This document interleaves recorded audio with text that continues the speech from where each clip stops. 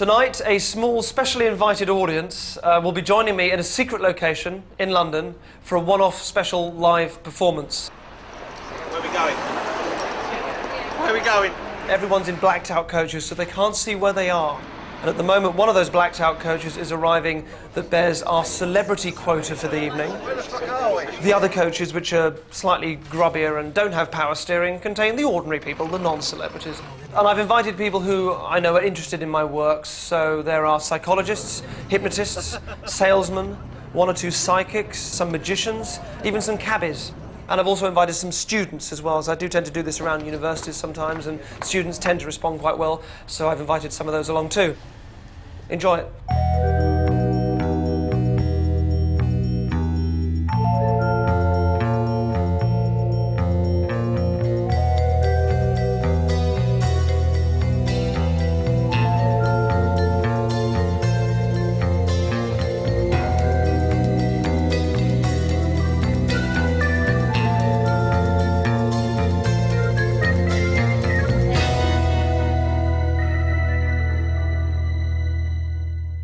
Okay, it's time to start. None of them know where they are. Let's bring down the house lights. Good evening. Very nice to see you all. Thank you for coming. Obviously, a show like this is going to involve a certain amount of audience participation, so I thought I'd get rid of that whole awful embarrassment factor. Now, Jean-Christophe Novelli, you're sat a couple of rows back, couple in from the aisle. Would you stand up for me, sir? You have to stand up. Oh, no. Stand up for me, Jean-Christophe, please. Stand up.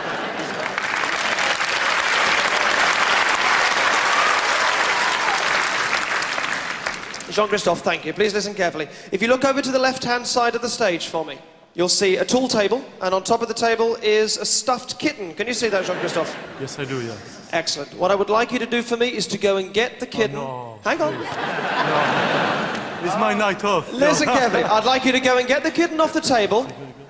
I don't want to embarrass you in front of 200 people, of course. So I'd like you to try and get the kitten without anybody seeing you. Go on, off you go. Please, I don't know. It's my night off. Right, I think I can see you. Take the kitten back to your seat for me, Jean-Christophe. Thank you. Thank you very much indeed.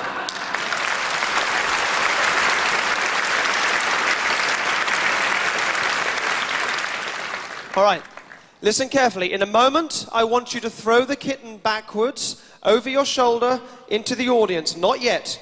This will then select a random volunteer. Of course, this means everybody behind Jean-Christophe will now pretend they don't exist. If the kitten comes at you, you just catch it. Jean-Christophe, throw it backwards now into the audience. Go, over your head. Throw it for me. Whoever that's nearest, pick that up for me. Jean-Christophe, you can now sit down. Thank you very much indeed. Whoever's got the kitten, will you please stand? Excellent. What's your name, madam? Jeannie. Jeannie, very good to meet you, Jeannie. Jeannie, first of all, we have never met before, ever. I have prepared nothing with you, correct? I don't know who you are. Excellent. Well, thank you for coming. Jeannie, if I was to ask you to name any country in the world, all right, now don't name maybe France or England or even America, maybe they might seem a little bit obvious. And bearing in mind, you can change your mind as many times as you like. What would you say? Africa. Africa. Excellent. Well, that's kind of what I hoped. It tells me that you are clearly sharp enough to try and keep me on my toes, yet you're not going to try too hard to catch me out, and that you have massive emotional damage. Jeannie. How right you are. Jeannie, it would be a little bit ambitious of me at this point to try and control your choice of any country in the world, but I think I can control your choice of one of three shapes. If you look in the center of the stage, you'll see a board with three shapes mounted on them. Can you see that? Yes. Excellent. In a moment, Jeannie, I will ask you to name one of those three shapes. I think I know in advance which one of those shapes you're going to choose. So I will give you 3 seconds of silence, and during that time, I want you to make up your mind and choose one of the shapes. Whatever you say, Jeannie, I will take as your absolute final decision, and I will not let you change your mind. Is that clear? Okay. Yes. All right. And you'll notice, by the way, I haven't tried to attract your attention to one shape more than the others. I'm sure you'll agree everything is fair and square. Here are your 3 seconds. Your 3 seconds of silence starts now. 1, 2, 3. I will not let you change your mind, is that clear? Which shape would you like? Triangle.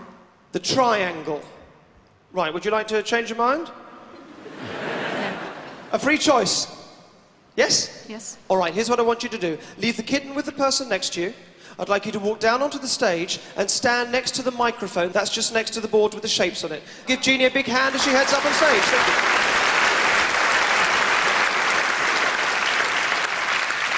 The mic is just to the right of the shapes. If you can just stand so you're facing the audience, lovely. Now, Jeannie, just behind that board with the shapes on, there's a card table. Will you just pick the brick up off the card table, please? Thank you very much. Pick it up, and then with your other hand, I need you to pick up the black envelope that's just there. Pick up the black envelope that's just on the card table. Thank you. And then put the brick back. Thank you. All right. So, take the envelope that was under the brick, take it to the microphone. I'd like you to undo it for me and take out what's inside. A folded sheet of paper. Good. If you can undo the folded sheet of paper for me. And Jeannie, I would like you, please, in your nicest, clearest voice, to read out what it says right from the top of the page. Nice and clearly, please. Off you go. Okay, Derren. But before I start, may I just say how much I've enjoyed the recent series? Oh, Jeannie, that is so sweet of you. Thank you so much. That's lovely. You can read a little quicker if you like. If my abilities are well honed tonight, you will be a tall, well-dressed and sexually attractive lady. I do apologise. Upon being asked to choose a shape, there is only one shape you can choose. That shape will, of course, be the triangle.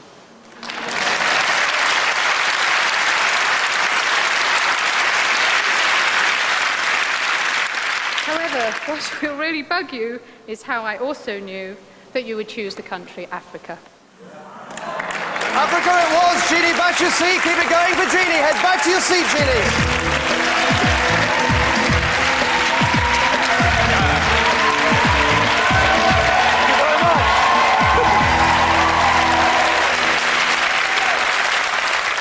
Thank you enormously. Thank you very much indeed. That is excessively kind of all of you. Thank you very much indeed.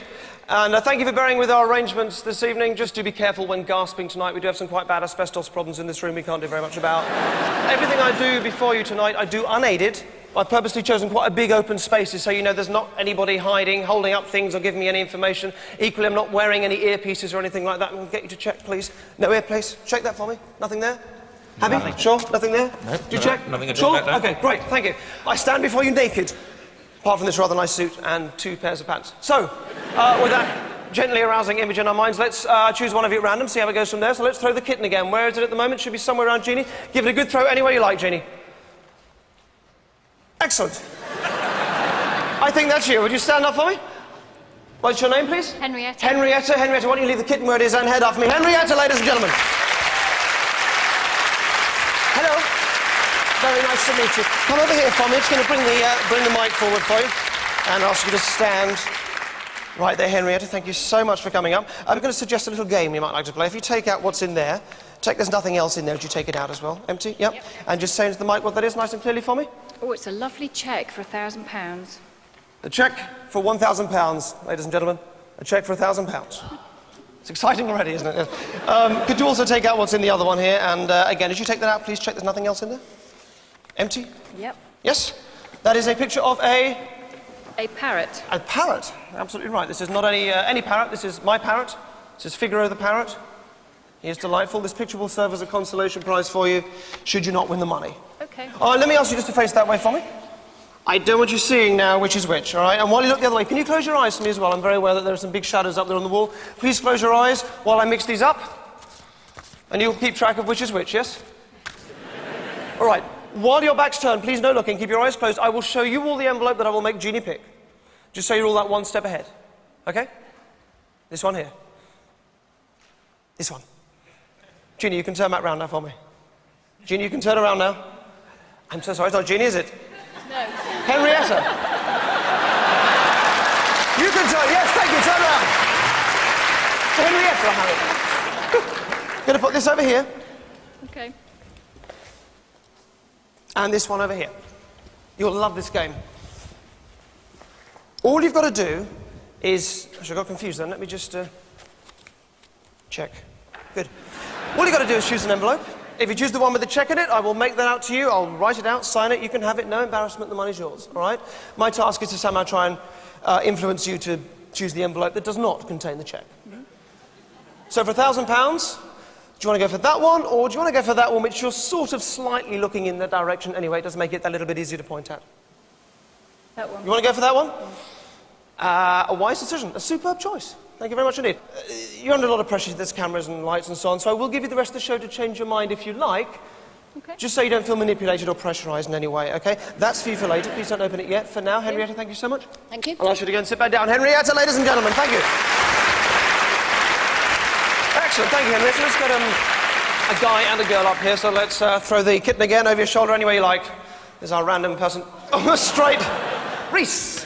Reese just missed. Stand up for me, thank you. Would you throw that again for me? Get a lady up here too. Great, stand up for me there. What's your name? Debbie. Debbie and Reese, would you both come up? Let's give them both a big hand. Down you come. Thank you very much indeed. Oh, I'm going to put you over here, if that's all right. Just stand right there for me. Turn and face me. Thank you so much. Reese, Debbie, hello. Would you go and stand by the mic for me? I'm just going to talk to Debbie for a second. Please stand there. Don't run off or touch anything. Good. Debbie, face the front for me. I'd like you, please, you're going to think of the surname or the name of someone that you knew when you were young. Okay. All right, I will tell you this person's name. All right? Now again, as for all of you, I have prearranged nothing with you. I haven't met any of you before, correct? Have you got somebody in your mind? Yeah. I will tell you this person's name. It is the surname I'm going to go for. Christian names are a little easier to stumble across sometimes. So it's the surname I'm after. If you know it's like Smith or Brown or something like that, please do change it for something not so immediately common. Equally, if it's a very long name, more than 6 or 7 letters, again, change it. Are you happy with what you've got? Mm-hmm. Okay, great. So you just say the surname to yourself over and over again, please. Just keep repeating that in your mind. Nothing out loud. Don't move your lips. Just keep saying it to yourself. Thank you. All right. Reese, I'm going to... is there a double meaning in it, the surname? No. Like a word within the word? Oh, yeah. Just focus on the image a little clearer, make it as bright and vivid. Genuinely, please do this for me, as you can. In fact, if you imagine the name itself is written in the air, we'll get you to write this down. This will help block it in your mind. It also means if we need to, we can prove what you were writing off, so people don't think you're just going to say yes to help me out, but obviously don't let me see this, so it does take the challenge out of it somewhat. So just the surname, please. Large, clear, block capital letters. Great. Done that? Yeah. Great. If you can fold up the bit of paper for me again, Debbie. All folded up? Yeah. Great. Okay, can I take the pen back off you? Just the pen, not the bit of paper, thank you. Just for the record, though, if you just hold the bit of paper, I won't look, but you cannot see through the paper. Cannot read any writing or see any letters through the paper, correct? Yeah. Yeah, great, thank you very much. You can hang on to that, just put that in your pocket or hang on to it for me, that's great. All right, face the front for me. Stay right there, just keep thinking of the name. I'm going to ask you, Reese, you're going to draw something for me. Right. All right, put your hands by your sides for a second. Now, if ever you see a psychic attempt this, not this, obviously there's nothing psychic about that, that's just fingers. My fingers are bending. Everybody, 1, 2, 3. They're please. They are relying. Please, they are relying on you drawing something familiar or predictable. Right. So, Reese, your task here is to, try and catch me out a little bit. Draw something you don't think I could just guess. Right. All right. So please, don't draw a house. Don't draw a stick man. All right. Okay. Please don't draw a penis. Right. It's got that look in his eyes. But something that you can draw clearly and vividly. Don't go overboard on detail. Try and keep it relatively simple. Right. Got something? Absolutely. All right, great. I'm going to give you a pen and paper to do that for me. When you've drawn it, you draw it nice and big and clear. You hold it up against yourself like this so nobody can see. But you stare at the easel and you imagine that that picture that you've drawn is on there. Does that make sense? Absolutely. All right, so do that for me now, nice and large and clear. Don't let anybody see. When you're done, hold it up against yourself. Okay. All right. Facing the front for me, 2 rules. The first rule is this, Debbie. You need to look at something that you can focus on comfortably. The lights might be a bit bright up there, but just pick something that you can focus on and just look at for me. All right, second rule is this. Let me just get that hair there. All right, second rule is this. You just think of the name. You just say the name to yourself over and over again. Or if I ask you to think of a letter in the name, you just think of that letter over and over again. All right, it means if you get nervous or flustered, you can just bring your mind back to that letter or back to the words. So let's start with a letter somewhere in the middle. If you can just think of a letter somewhere in the middle of this name for me. Have you got one? Okay, so just looking out there, you don't even need to say yes for me, just keep thinking of the name. Actually, I may not be able to do this with you. I may frustratingly need to send you back. Was that an N? It was? Yeah. Excellent, okay, well maybe this will work then. Can you think of another one, maybe at the end somewhere? Got one? Oh, you flick it, S. Yeah. Yes, okay, all right, I'm going to use you. Let's keep. Can I put your hair behind your ears, is that all right? Yeah, that's fine. I'm just going to bring your hair around like this. Okay, Reese, keep hold of that. Make sure I don't see it. Just keep it up against yourself. I want you staring, please, at the card on the easel, imagining that picture's there. You're doing great, Reese. Thank you. All right. I'm going to try and make you say the name out loud. You must not say it. You say nothing at all. Don't even say a word until I tell you what I think it is, and then you can say yes or no or freak out or whatever. But until that point, you say nothing, all right? And whatever you do, do not say the name, okay? So what is it? What is it? Okay, plosive sound at the beginning. You can see it. Plosive sound at the beginning. So that could be like a B or a P or something. Careful. A B at the beginning, I think. Please be careful, don't give anything away. All right, so we've got a B at the beginning. Just keep saying it to yourself over and over again. Nothing, don't move them. Barnes, B-A-R-N-E-S, yes? Yeah. Yes, thank you very much indeed, Debbie. Thank you so much. Debbie, ladies and gentlemen, let's you go back. Well done, Debbie. Thank you so much. Well done, Debbie. Thank you very much indeed. All right, don't let me see the drawing. Put the whole thing in the envelope for me. The whole thing in the envelope. Just drop it in for me. Drop the whole thing in, please don't let me see it.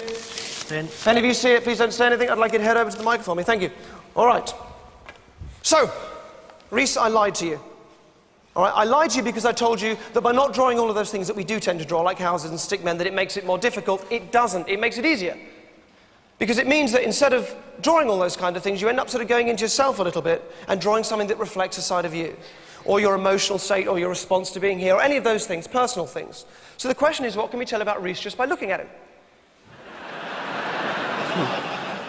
You're obviously going to be clearly very confident as a performer, of course you are, so what you've drawn will tend to reflect a kind of a friendly, relaxed thing rather than a kind of aggressive or pointy thing. It's immediately the first thing I'd say. I think also whatever it is, you'll decorate it, you'll do something to it that will make it that little bit more, because this is what you're like. You're that little bit, it'll be something that, okay, I've got to face the front, I've got an idea. Friendly and soft. Just keep facing the front. Don't look. Keep facing out the front for me. I'm going to go for this. Please don't look.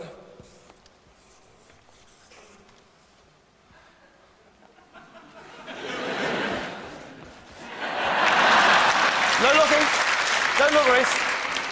But there'll be something else to it, and I think it'll be probably that. All right. Do not look, Reese, but I'd like you to... Oh, you know what? I'm going to change it. I'm going to change it. Don't look.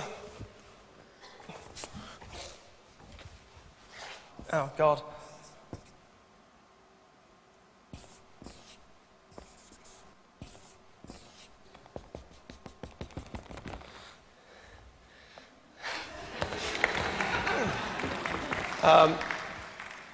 It's going to be something, either that or it's the little details. I'm not sure. There'll be some little detail. All right, Reese, into the microphone, nice and clearly. What did you draw?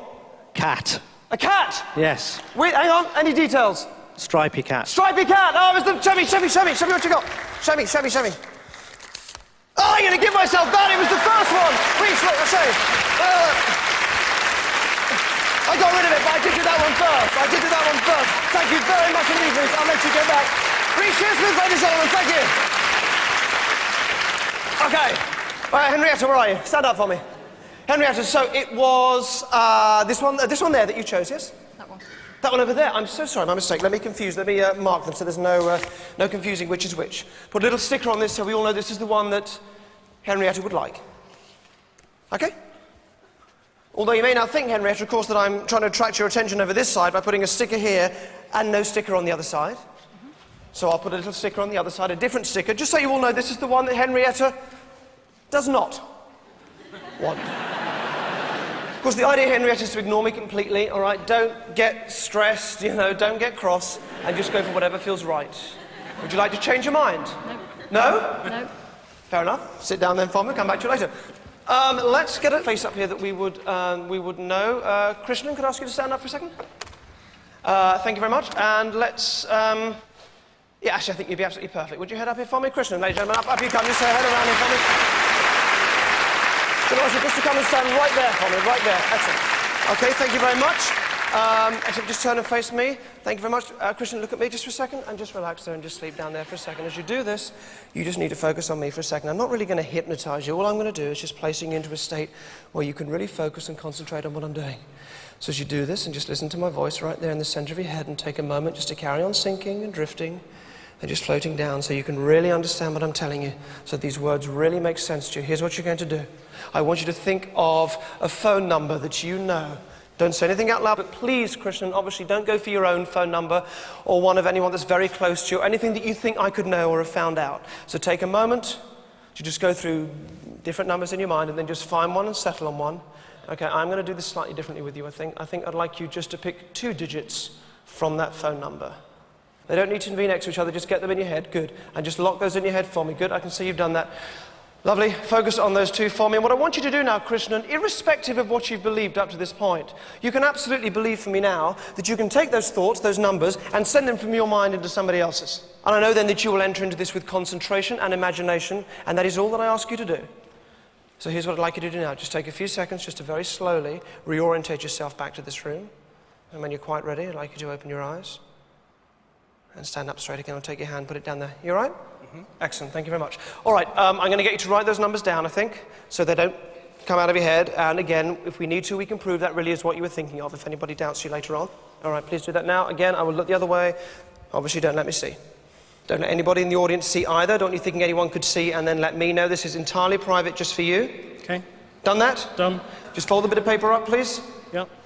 Again, I make this point, it's very important, because if I'm going to get you to write it down, you need to know I can't see it. We just hold it in your hand. You cannot see through there. No. You cannot see what number's written. All right? Then put it in your pocket, please, and you can get it out of the way. That's great. Okay. All right, here's what I want you to do. We're going to choose a lady, actually, to come up here with you. So let's just do this first. Where's the kitten at the moment? Kitten's up there. Great. Will you throw it? I will take the nearest lady, so wherever it lands, we'll just pass it to the nearest lady. Give it a throw anywhere you like. Actually, let's give it another throw as well, just to get it out of this central block. And also, that's my mother, so that would be... Great, stand up for me. What's your name? Charlie. Charlie, very good to meet you. Why don't you leave the kitten there and head up here. Charlie, ladies and gentlemen, come and sit in the chair there for me. Thank you very much indeed. Charlie, if you just take a seat over there for me. Excellent, and put your feet flat on the floor. Great. Face the front for a moment, then look up at me. Take a deep breath in, and then sleep. And just sink right the way down and right the way deep. And right the way sound asleep. Again, still hearing, understanding everything that I do. And again, I'm not really hypnotizing you. I'm synchronizing you over here with Krishnan. So this will allow it to work. So as you do this for me, I want you to remain in that state. But at the same time, I'm just going to sit you back a little bit in the chair. And you can let this even relax you even more because you can become more comfortable. Good. As you stay there for me, I'm going to place a blindfold on you. So you know that Charlie is not going to receive any clues that she shouldn't, any visual clues. So I'm going to put this on you. I know I'm going to catch all your hair up, but it will only be for a second. Okay, I'm also going to give you a whiteboard and a pen. And what I'd like you to do for me, just for a moment, let me just give you this to hold. So you're going to hold that there, it's a whiteboard, and that there.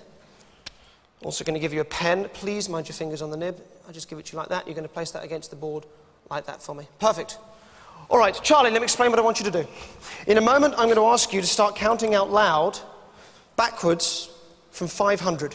You don't have to go all the way to 0, and it doesn't matter if you lose track. You can just carry on from wherever feels right. But what's important is that as you do this, as you count out loud, you're just going to allow the pen to move at the same time. So in other words, you're consciously focusing on the counting, but unconsciously you're letting your hand write whatever it's going to write, okay? So you only focus on the counting, but you must keep the pen moving and writing, drawing, scribbling, whatever. Does that make sense? Mm-hmm. Okay, don't start yet. You'll start when I tell you to, all right?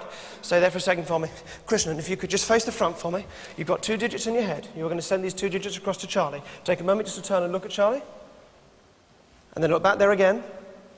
And I want you to start sending those 2 numbers just in your head. You say nothing out loud. Start sending them now. Charlie, start counting now. Out loud. 500. Out loud. 500. 499. 498. Keep counting. Start the pen moving. You're sending those 2 numbers across now. So in your mind, you're sending them across the stage, starting to turn up the volume. Keep the pen moving. Keep the pen moving, Charlie. Moving. And 496, 495, 494. Keep counting. One and then the other. Over and over and over again. Until you're turning up the volume so loud that it's as if you're screaming the matter. Screaming like you want to pick her up and shake them. Keep going. Keep counting. Keep counting. Screaming the matter in your mind what those numbers are. Over and over again and over and over again. Then both of you stop right there. Both of you stop. Okay. I don't want you seeing what she wrote. I'm going to ask you just to face this way for a second, Krishnan. Please don't look. All right, just keep those 2 numbers in your head for a moment. Okay. All right, I'm going to take the pen off you. Just let that hand just relax on your lap. And put the hand on the lap as well. All right, okay. If you see a number here, please don't say anything. I can sort of see 1, and I'm not sure about this one here. If I let the camera see that too, I would say You've got to help me out if you think I'm wrong, but please don't say anything out loud. This one here is probably that. Would you go with that? We've got that first. So can you guys see that too? The second one could be twice that, or there is a sense of it being that as well. Yeah? You think that as well? Okay. Would you go with that? Can you guys see over there as well? Yes? Okay. Just going to give you this to hold. And that there as well. Okay, I think I'm just going to write these up on the board just so you guys can all see what we're looking at. We're looking at one of those, pretty much definitely, and then either that or maybe that. Yep. Christian, please, no peeking. Face the front for me. This may not work. Let me get you the mic. Stay right there. This may not work. All right, Christian, you were trying to send 2 numbers across there, okay? Without looking at what she's written, what was the first... Actually, what was the second number you were trying to send? 5. Okay, we'll allow ourselves that. And what was the first number? 4. Then you got it absolutely spot on. Christian, thank you so very, very much. Hang on a second. Sorry. There's something even weirder, which is the telephone number that has come from is somebody called Charlie. Really? Who can explain these things? Thank you very much indeed. Christian, ladies and gentlemen, back you go. Thank you so much. And let me just take this off. You take a few seconds just to come back. You all right? You back with us? Refreshed? That you did get it. You pretty much got it. Thank you. Thank you so much, Charlie, ladies and gentlemen. Back you go. Well done, Charlie. All right, something I'd like you all to do for me, please. Put your feet flat on the floor. And then take a look up at the light up there in the center. If you can all just do that for me and get comfortable. I would invite you, as you look up at that light, just to notice, first of all, that you're breathing. As you relax, your breathing will become a little more regular, a little heavier, and that's fine. And also that you'll begin to notice your eyelids getting a little bit heavier. And I would invite you, as you look up there at the light, just to begin to let your eyelids get heavy. Now, if you don't want to do this, it's fine. You just keep your eyes open, and that'll be absolutely fine too. I'd invite you to let them grow heavy and just close quite comfortably so that I can talk to you at a level that you can really kind of understand what I'm saying. Now, the reason why I'm doing this, and the reason why I'm asking you kind of to relax and to focus and just experience in this way for a moment, is because all the way through this show up to this point, there's something that I've been doing. I've been dropping little things in to make you forget the show when you leave at the end. I'm just letting you know this now so you're not too alarmed. It won't work on all of you, but those of you that have the best gift for picking up on this kind of thing will find that when you leave, you won't be able to remember anything in the show. Your memory of the show will go as soon as you walk out of this door. And it is, for the moment, a little bit like walking down a staircase, isn't it? And sort of relaxing a little more with each step that you take and sinking right down into it. But I'm going to count you back. When I say 0, you can open your eyes. You'll be absolutely fully back here listening to me, of course. I'm not hypnotizing you. I'm just talking to you at a level that you can really understand what I'm saying. So, from 5, 4, don't open them till 0. It makes it easier. 3, 2, 1, 0. You can open your eyes, and of course, you're absolutely wide awake as you've been throughout that whole thing. Lovely. Good. So, a slightly weird thing was happening. When I was inviting you all and sending your invitations out and kind of working out who was going to come, I wanted to make sure that you kind of covered a fair sort of part of London, like a big sort of range of London. And I ended up going through the A to Z as I was sending them out just to make sure that I was, covering all areas of the map. And inadvertently, I realized that I was remembering the grid references of where you live in the A to Z. So in other words, I realized that when I knew your streets, I would also know your grid references, or if somebody told me the grid reference, I'd be able to get your streets. So I just want to try this as a kind of a memory exercise. If you are happy for us to say the street that you live on, and you live in London, I mean sort of Greater London, this is the big A to Z I was using. Will you just put your hand up for me? I'd love to just try this. Just put your hand right up. Okay, great. Now, whoever's got the kitten, you need to just throw it out to somebody. Keep your hands up for me. Just, it's going to be somebody's got their hands up. Great. I think that's going to be you then. Would you stand up for me? Okay, all right. And again, just to reiterate, so you don't think anyone's helping me, please, you're welcome to take a look around the back. No one's going to be holding anything up to help me. And again, please, no earpiece or anything like that. Do check for me. Nothing in there? Nothing in there? And nothing in there? No, nothing. Sure. All right. It's just important this is just me doing this. All right. So, what's your name? Masood. Masood. Okay, you can put the kitten down. You look slightly silly, so that's good. Masood, will you just tell me then? Just tell me the road that you live in. I don't want to know what area of London it is or anything like that. Just tell me the road, the street name. Harbridge Avenue. Harbridge Avenue. Is that H-A-R? Yes. B-R-I-D-G-E, yes? Harbridge Avenue, great. I'm going to pass you an A to Z. Okay, I'd like to get this up there. So if you can pass that up to Masood. You can just start looking it up. If you do find it, please don't let anybody see where you are on the map. I think I can tell you, if you're looking it up in the index, I think I can tell you it is it's square 7B on page 100, I think. Can you go to page 100 and take a look at 7B? I think I'm right. Go to page 100 for me. It's just below Harbour Yard, I think, is that right? Yes. Have you got it? Is that it? 7B, page 100, yes? Yeah, excellent. Thank you very much. All right. Okay. Okay, I lied to you. I didn't really do this. I didn't really send out your invitations and then cross-reference you with the A to Z. That would be ridiculous and impractical. In fact, what I did was a lot simpler. I just learned all of that. I've learned the whole of the A to Z for Greater London. I'm not making that up. I've genuinely done this. It's taken me about 4 months to do this. I'm not 100% on all of it, but I will do my best for you. This sort of taps into when I was studying law at university, and I had to memorize huge chunks of legal information that I had no interest in at all. So I'm going to try and do this with a few more. So why don't you just give it a good throw, somebody. Just please, somebody catch it, because it's heavy. Any way you like. Just throw it to somebody else. Nice and hard. Great. Perfect. Stand up for me. Stand up for me, sir. Okay, what's your name? Lee. Lee, yes? Lee. Okay, Lee, here's what I want you to do. I'm going to ask you, Lee, just to open the map up any way you like and go to a page. If possible, don't let anybody look over your shoulder. You don't think anyone's going to help me, but can you just tell me the page number that you're on, Lee? 132. 132. Yeah. 132. Okay, all right. Now, what I want you to do to find, I'm just trying to picture that in my mind. I want you to find on page 132 something that dominates one square, because the idea is I'm going to get you to tell me a grid reference and I'll try and tell you what's in that square. So please don't pick a square that got loads of tiny little roads in it, otherwise I won't know which one you're thinking of. But just, if you can find something like a playing field or a building or a clear road or something that dominates one square. Have you got something? Yeah. Okay, and then just tell me what the grid reference is and I'll try and tell you what's in it. 4C. 4C, C for cat, Yeah. yes?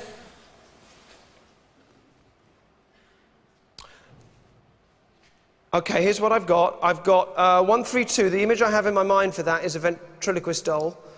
And 4C is for the sea. So he's got, it's water. Hang on. There's a lot of water, and it's something like, in my mind I've got a snake in water. It's something, a boa, I think it's a boa reservoir. It's a reservoir, something boa reservoir. What is it? What are you looking at? Besborough Reservoir. Besborough Reservoir, yes? That's great, thank you very much. All right. Thank you, let's try this again. Boa and borough mixed up in my mind, how frustrating. All right, okay. Why don't you, we'll throw it again, just do this slightly differently. Any way you like, you can go over there if you like, or back over here, don't mind, give it a chuck, anybody you like. Mind you. Lovely, stand up for me. Great, what's your name, sir? Bill. Bill, why don't you head down with the A to Z, Bill? Let's give Bill a hand. Down you come, Bill.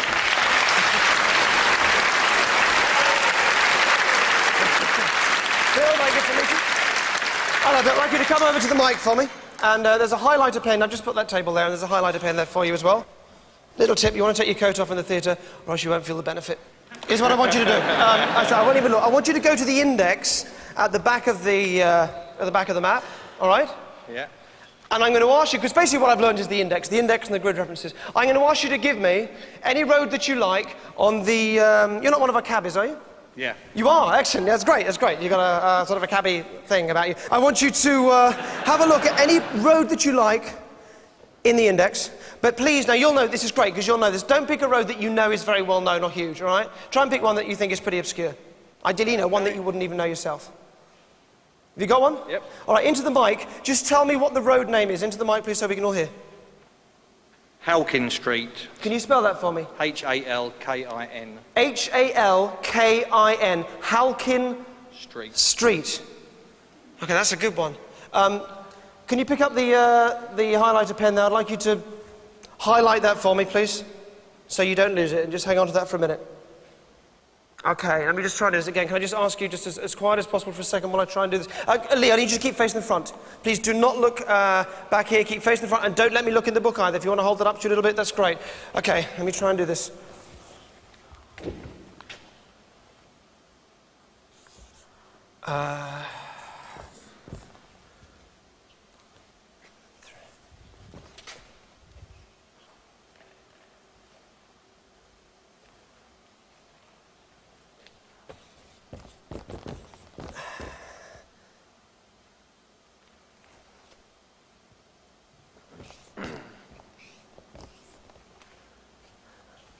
Okay, all right. Please just keep facing the front for me. Let me just give this a go. All right, you've highlighted the road. The road again was... Can you spell it? Halkin Street. Oh, spell that again for me? Halkin, Halkin. Halkin. Yeah. Okay, I think I've got this right. Okay, Halkin Street. Okay, here's what I want you to do. I want you to look for the moment, forget the grid reference, I want you to look at the page you're actually physically on in the map. And so if you look down at the bottom corner of the page in the index, there should be a page for it. I think it's the left corner, I think. Yeah. What is the page that you're on? 224. 224! Excellent, all right, hang on. Don't look behind you, Lee, keep facing forward. All right, there are 5 columns, please be right. There are 5 columns going from left to right. Which column are you in? Third. The 3rd column! Save it till the end, save it till the end. All right, for the moment, ignore the one that you've highlighted, all right? Just ignore that for a minute. I want you to look at the grid reference above it in the index, okay? Yeah. Nice and clearly, please read out what it is. 3E84. Yes, all right!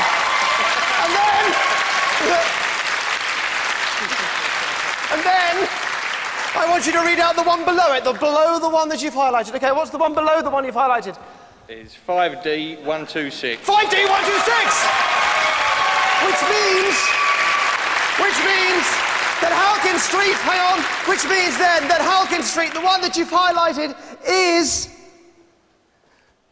2E84, is that right? That's correct. Yes! Excellent, thank you very much indeed. Lee, thank you so much. Hang on to that, keep it as a souvenir. I should go back. Thank you, Lee, ladies and gentlemen. Well done, Lee. Excellent, thank you. So, where's Henrietta? Where are you, Henrietta? Excellent, stand up for me again.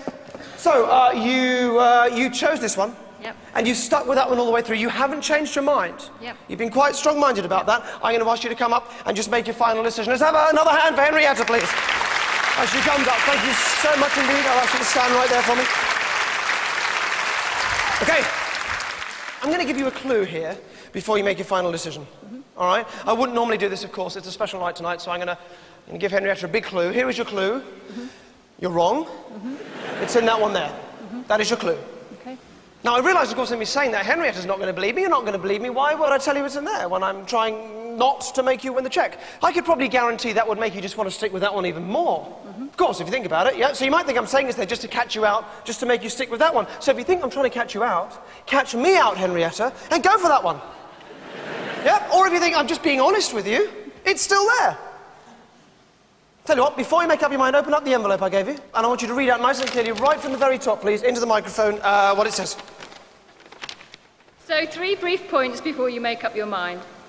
1, I told the audience you would pick the envelope on the left, the one that now bears a cross. I then made you pick it. I told you I did this, but despite the fact that you knew this throughout the show, you'll still stick with it and not change your mind. 2, after you've read this out, I'll give you 3 seconds of silence to make your final decision. You still won't change your mind. To do so would seem like a sign of weakness. Fair point, I think. 3, even though you've just read this, even though I told everyone, including you, which one I wanted you to pick, even though everyone knows you've been making the wrong decision, even though I'm telling you that I always make it happen this way, despite all these things, you are still going to refuse to change your mind. Henrietta, if I could just genuinely take this opportunity to wish you the very best of luck. For £1,000, are you going to change to that one, or are you going to stick with that one over there?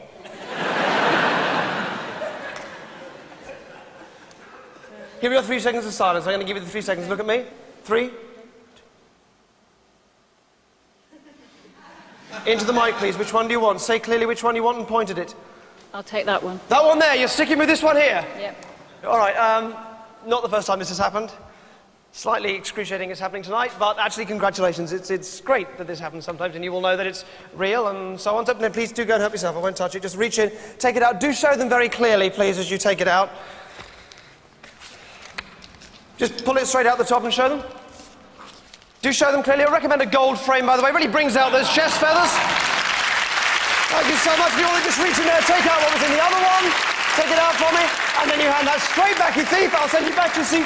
Henrietta, back you go as I wave goodbye to you with a cheque for £1,000. Thank you very much indeed. Henrietta, ladies and gentlemen, thank you. Thank you, Henrietta. Well done. All right, thank you. There's just one thing I want to do before I let you actually go.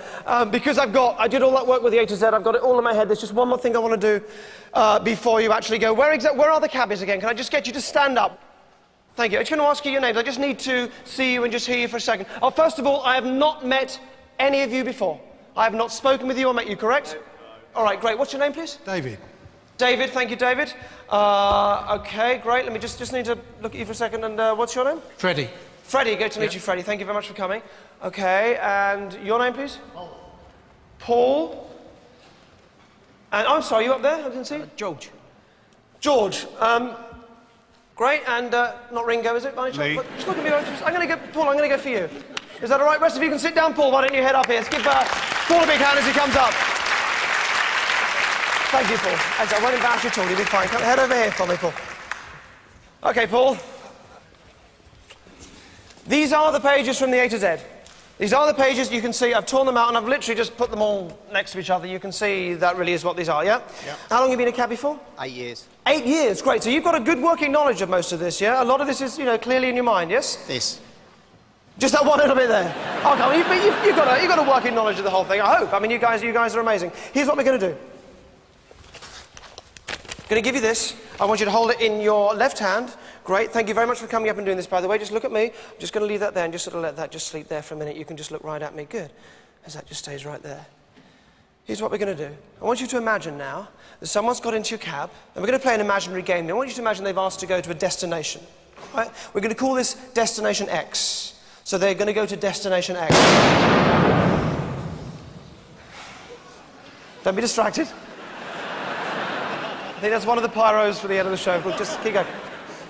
So, what I need you to do for me is just to spend a moment as you think about that destination that they want to go to. Is any picture that you can make of wherever it is they want to go, of that destination, just try and do that for me now. Just spend a moment just forming a picture in your mind nice and clearly. Okay, have you got a picture now? Mm-hmm. All right, great. Thank you. Just going to put your hand down there for a second. You can just relax that down to your side there too. All right, now you know where the destination is. Let's think about the starting point. Let's imagine you're in your cab, but you're no more than 1.5 miles away from Destination X. Okay? So let's imagine that they get in the cab. Now you can see this guy doesn't know London very well. You can see he's rich. And he's foreign as well, let's be frank, Paul, let's not mince words.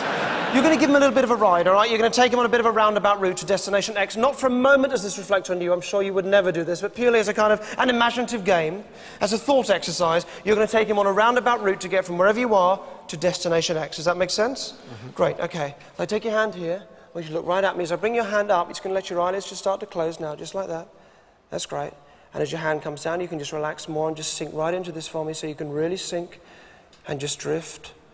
That's great, and just float. And as you do this for me, I'm going to take your hand here, and with your eyes closed, that's perfect. In a moment, I'm just going to touch you on the shoulder, and I want you then to start imagining the journey from the starting point to Destination X, going a roundabout route. Now, the route that you take and the turnings you take are entirely up to you, of course. You're going to make those up as you go along. All I ask is that as you do it, that you really clearly in your mind visualize and almost feel the turnings that you're taking, whether they're to the left or to the right. So what I'd like you to do is to start that for me now. Visualizing that journey, really taking each turning and just really feeling each time that you take a turning.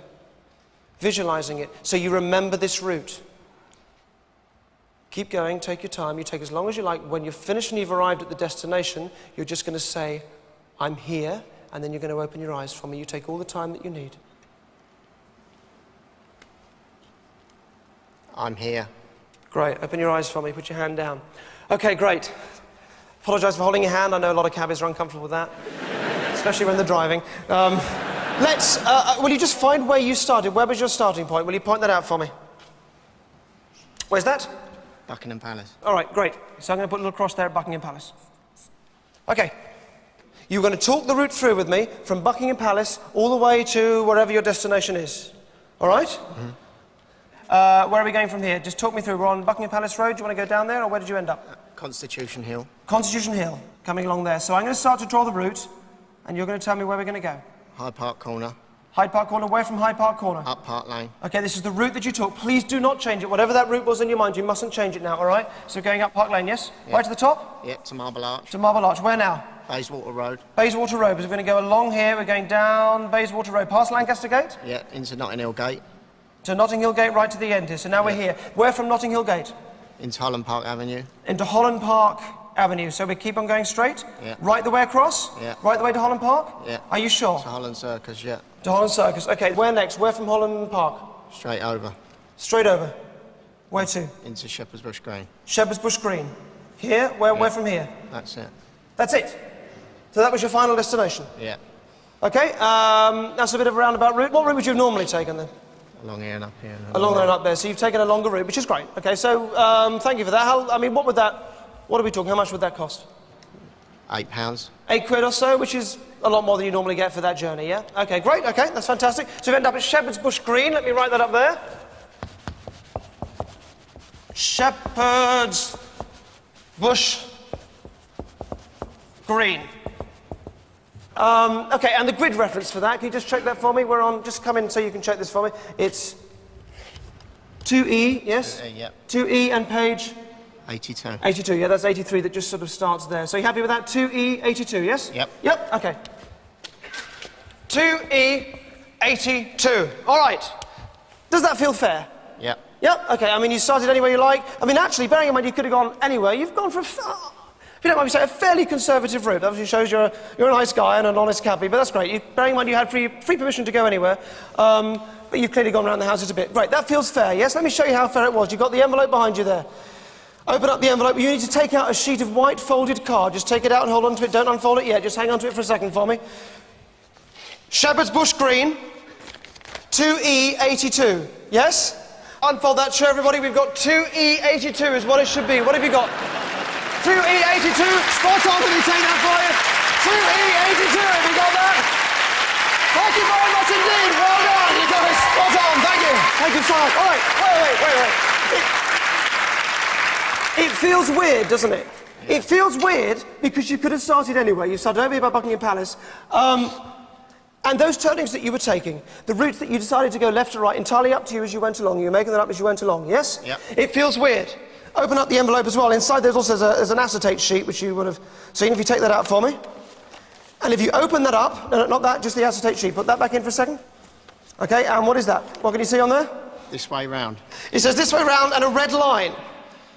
Yeah. This was the route that I wanted you to take, the last bit of the journey. If you just lay that over it,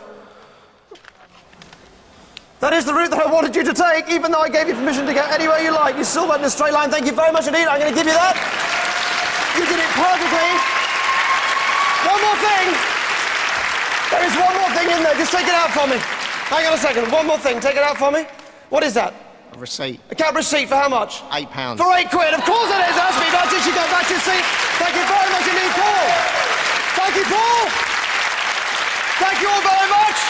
Thank you for choosing 2E82. And thank you for choosing the destination I had in mind. Thank you all very much for coming. Thank you for your attention tonight. And thank you for playing. Good night.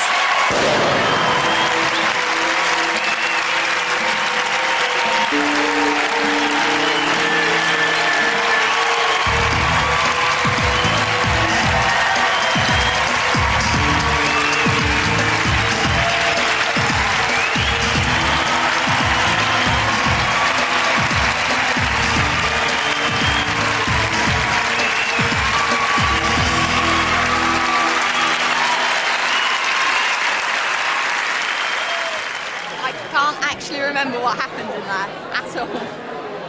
It's quite uncomfortable and very confusing. I remember a large room, lots of clapping, a brick wall, lights, but I can't remember anything else, no specific incident. It's really weird. I didn't think I was susceptible to things like that.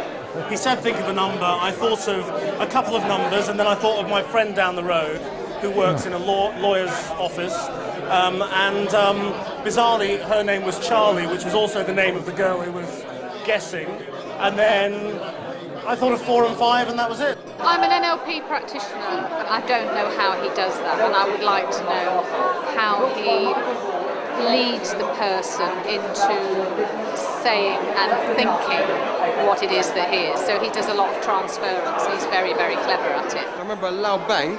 I remember Krishna falling asleep. That was hilarious, but I can't remember much more than that. That's the honest truth. I remember the loud bang and Shepherd's Bush Green. I don't think I could do what he's done. He's memorised, as I say, 25,000 different street names with grid references. He's good. He should take up the knowledge. I remember something about mice, or mouse, or something like that. I've gone blank.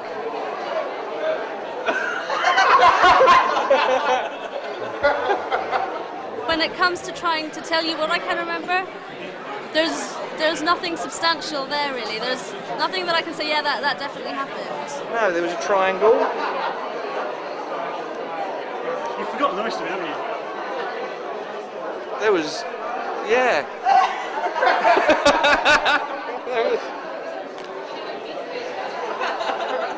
I remember the end. I really enjoyed the show, but I remember some of the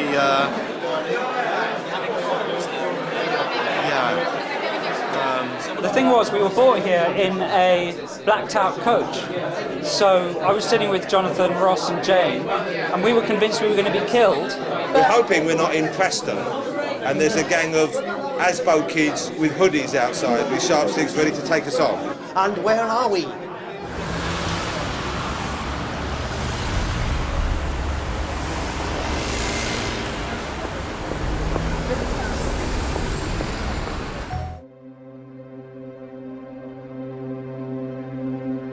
Good evening, and welcome to Derren Brown's Infamous. Ladies and gentlemen, please welcome Derren Brown.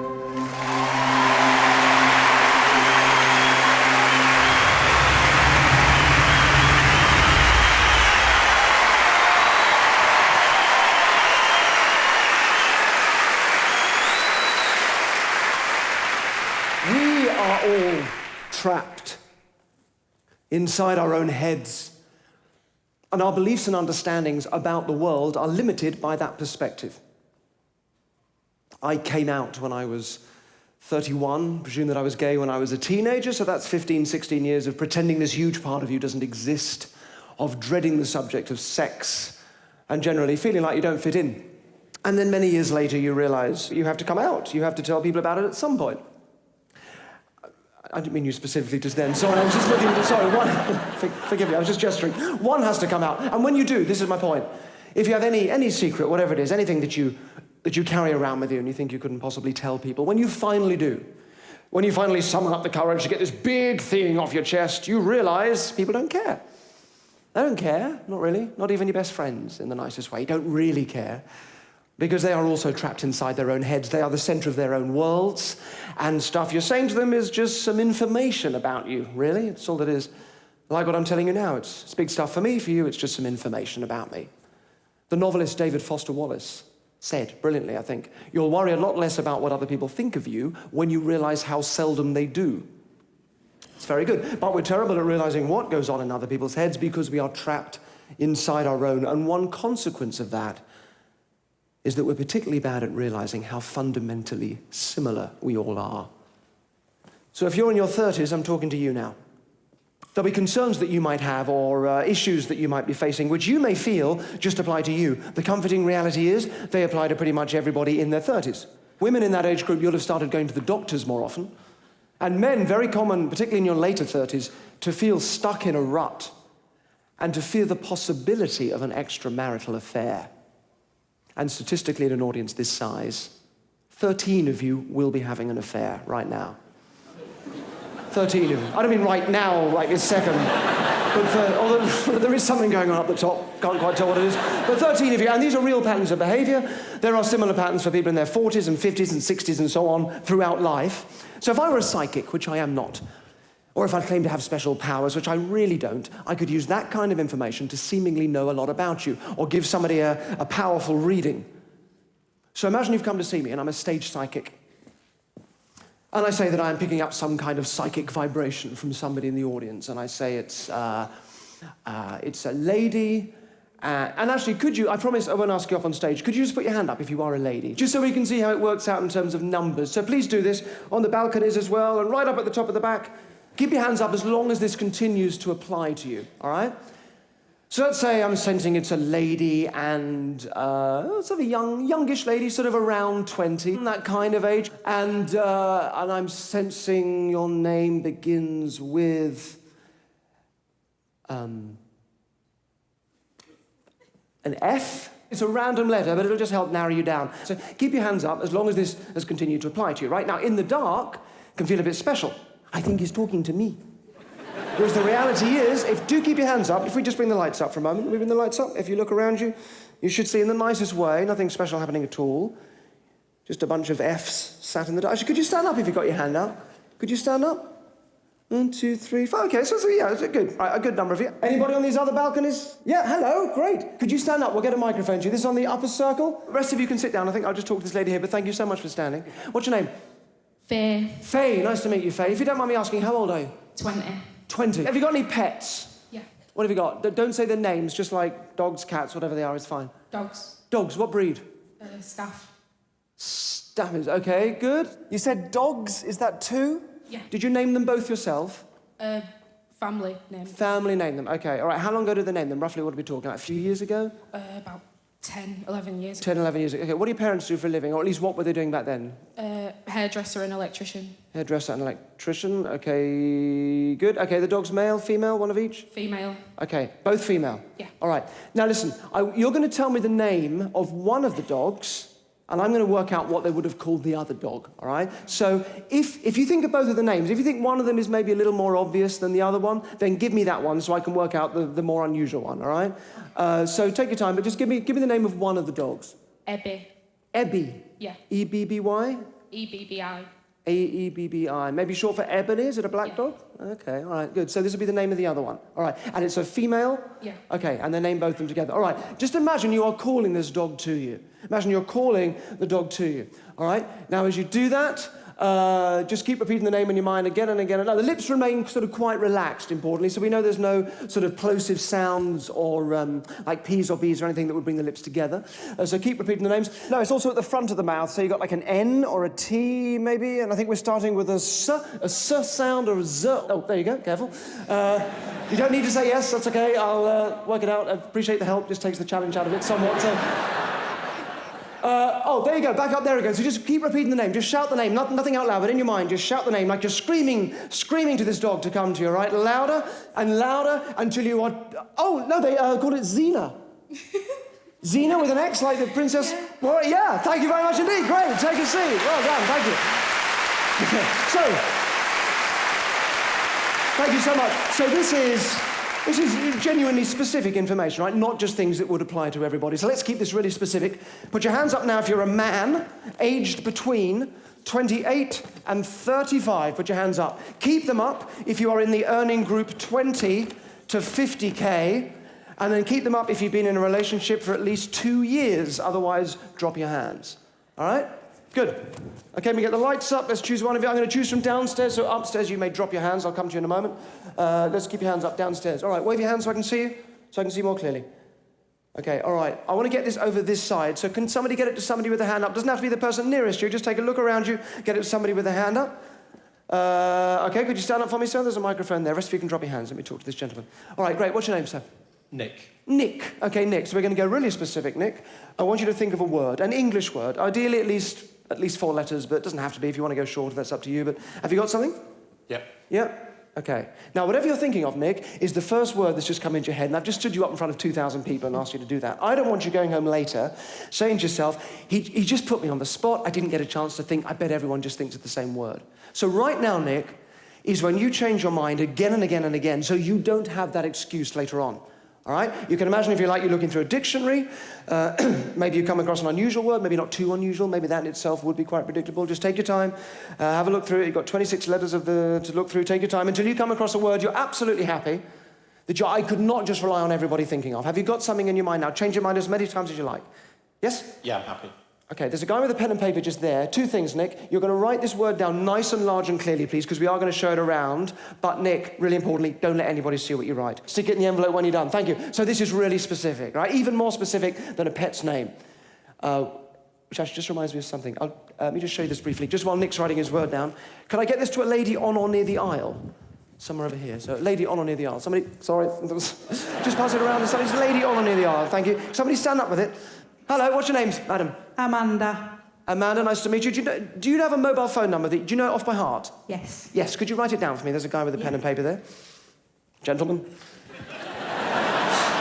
That's how you do it. People waste so much time. Amanda, don't let anybody see. Just write it down, fold it up, put it in your pocket when you're done. I saw a psychic do this. I always go and see psychic shows when I can. This one was up above a pub, packed out with people in their 60s and 70s, which is maybe why this flew past them. But the psychic asked a lady to write down her mobile phone number, fold it up, put it in a pocket without anybody seeing. You doing that for me, Amanda? Is it out the way? Yep, lovely, thank you. And she said it was a test, that the spirits would be able to tell what the phone number was. Well, which is a bit odd, but, you know, kind of made sense, so I was intrigued. So could you stay standing for me, Amanda, if you don't mind? Thank you. So just get that right out of the way in your pocket or something if you've got one. Thank you.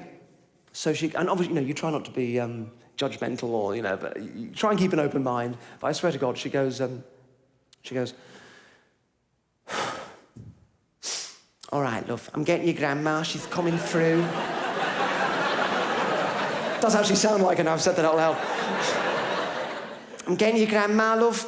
She's giving me a phone number as proof that she's coming through. All right, she's saying, she's giving me an O. She's saying there's an O at the start of the number. Is that right? Is that right, love? Yeah. Is there an O at the start? Thank you, just passing it on, whatever comes through. She's saying, she was the right chatterbox, so she's giving me another number. She's saying, thanks. She's saying a 7. She's saying 07 at the start. Is that right? Yes. Is there an 07 at the start? Thank you very much.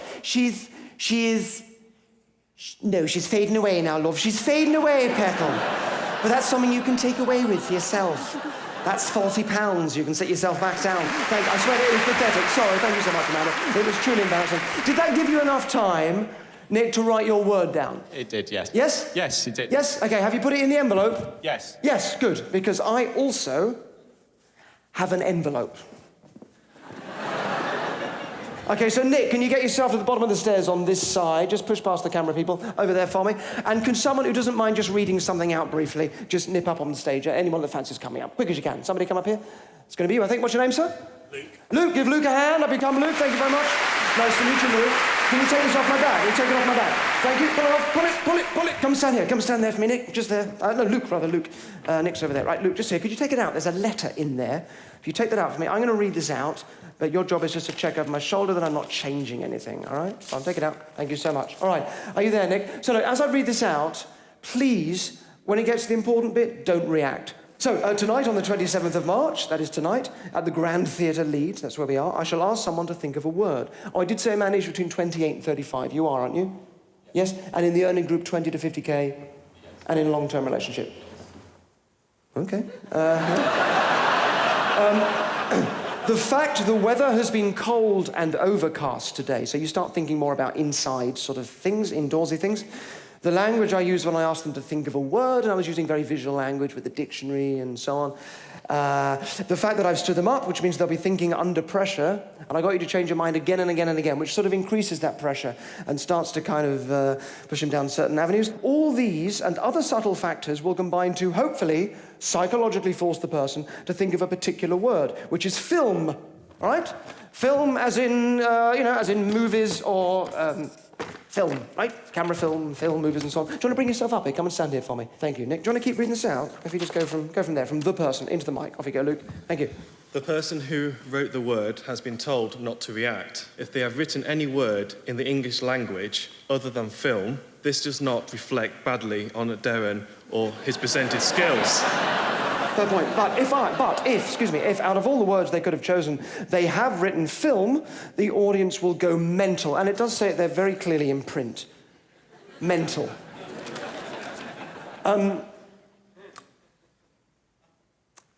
You've got this look like this hasn't worked, and I think I know why. whatever it is, if you take it out, hold it up, show the camera there, like for a good 5 seconds, so everybody can read it. Whatever it is, just shout into the mic as well what it is. Sorry, I've sealed it. Oh, you've sealed it? Okay. Yeah, oh, yeah. God, the suspense. No. Christ. The word is film. The word is film, you did! There you go, keep on at that. Ignore that if you like. Thank you so much. Thank you very much, Luke. Thank you too, Luke. Luke and Nick! Thank you so much. I would She's coming back through. Amanda, stand up, your grandma, she's come back. All right, she's saying there's a number in your phone number, like a 5 or a 3 or a 9. Yes. Which one? 3. 3, that's what she's saying now. She's showing me a 3 very clearly. The others have fading away. There's not a 222 in the middle, is there, love? 222? No. No, that's what she's saying. There's not a 222 in the middle. It's another £40 you can sit yourself back down. Thank you, I'm sorry. Listen, if you've ever been to see a spiritualist medium, or particularly if you think you may go and see a medium at some point, I would love for you to come up on stage in the second half of this show and allow me to do a form of mediumship with you. So if this appeals to you, and you are 18 or over, can you bring yourself to those stairs? In the interval, they'll bring you up when it's safe to come up. But first, I would love to give one of you a gift, but a real gift. The gift of a trance state. And this trance state will be such that for the brief amount of time that you are in it, it'll be the equivalent of spending a week at a really expensive, exclusive spa somewhere. So I'm only going to choose one of you to give you the full experience. But nonetheless, you can all take part in this and get a taste of it and feel what it's like, because it's so good for you and it feels amazing. So if you'd like to do it, please, stand up. Up you get. Up you get. Come on, feet flat on the floor. Stand yourselves up. If you stand with your hands down by your sides, and stand with your feet about a hip's width apart, so you can stand quite solidly, quite comfortably. Good. Anybody watching this at home, this will not work on you at home, all right? You can watch the show quite safely. It won't have any influence on you at home, so don't worry about that. I'm not quite going to hypnotize you. It's a little bit different because I want you to be aware of it. That's the whole point, is that you enjoy it. Okay, good. So take a look at me. Take a deep breath right the way in now. Bring it all the way in, right the way in, and then let it out. Again, deep breath all the way in and out. And again, all the way in and out. Now, tense up the muscles in your feet and your legs. And with your eyes closed now, listen very carefully. You're keeping your eyes closed. In a moment, I'm going to count to 3 and click my fingers. When I do, you will go straight down into this sleep state. You'll remain standing.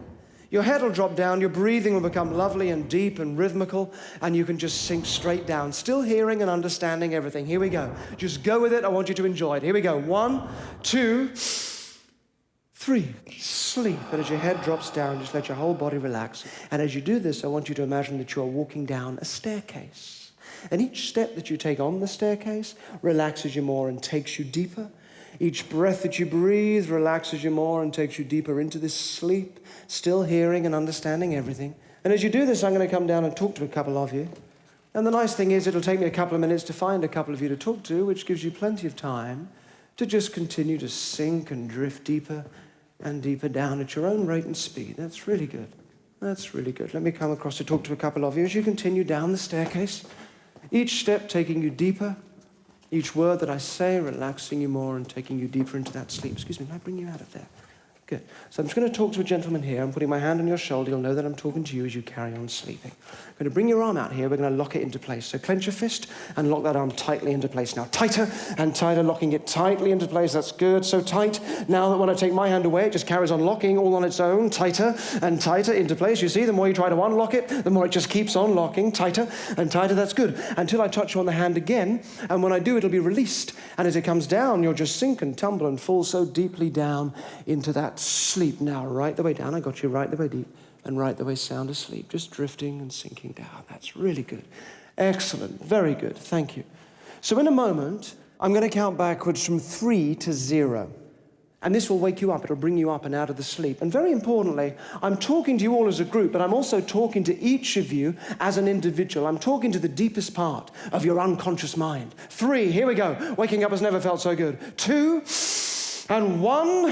And when you are quite ready to be fully wide awake for the rest of the evening, 0. You can open your eyes, come back to us, be fully wide awake. Take a look around you. Feels good, doesn't it? Enjoy that. Nice, isn't it? Yeah. Hi, hello, great. So, take a seat. Apart from you, what's your name? Adam. Adam, lovely to meet you, Adam. Give Adam a big hand. Could you take this off? Just put that on your chair in front of you. Give Adam a hand as you bring him up. Up you come, Adam. Lovely, up you come, Adam. Thank you. The rest of you can take a seat for me. Thank you, Adam. All of you, please, as I'm bringing up Adam, can you all please take a look? All of you at both of your neighbours. Very quickly, people on both sides of you. Everybody do that for me now. Even if you don't know them, just a quick look. Thank you, Adam. I'm going to stand you there facing the front. Thank you so much. A quick look to people on both sides. If either of your neighbours is still asleep, now's a really good time to let me know. Put your hand up and make a fuss, otherwise I will presume everybody is wide awake. Good. So is it Adam? Adam, nice to meet you. Thank you. Look at me now and just sleep. Right the way back down, right the way deep. I got you. Right the way sound asleep. Just drifting and sinking and floating and spiralling. That's good. My voice just there in the centre of your head. One thing that really interests me about this fact that we are trapped inside our own heads, that we're the centre of our own world, is that we tend to think that problems in life are real and solid and permanent. The reality is, those same things, just viewed from a different perspective, can suddenly seem temporary and flimsy somehow. And Adam, you're really good at this. And every time I put you back into this sleep, you are going to go deeper, it'll be richer, it'll be more enjoyable each time that you do this. But for now, I want you just to slowly reorientate yourself back to the room. You'll feel yourself waking up, you feel that refreshment moving up through you. When you're quite ready, you can open your eyes and come back to us. Excellent. Thank you, Adam. All right, so let me show you this here. This is something you can all do with each other. You need to get yourself a box that you can put your hand through. I can just do it a little more quickly with Adam because I know he'll be very responsive to this. Adam, I'm going to put something in this box. I don't want you seeing what it is. So if you don't mind, just face the front and just close your eyes just so you can't see. It's nothing unpleasant. It's a very ordinary household object. I just don't want you seeing what it is.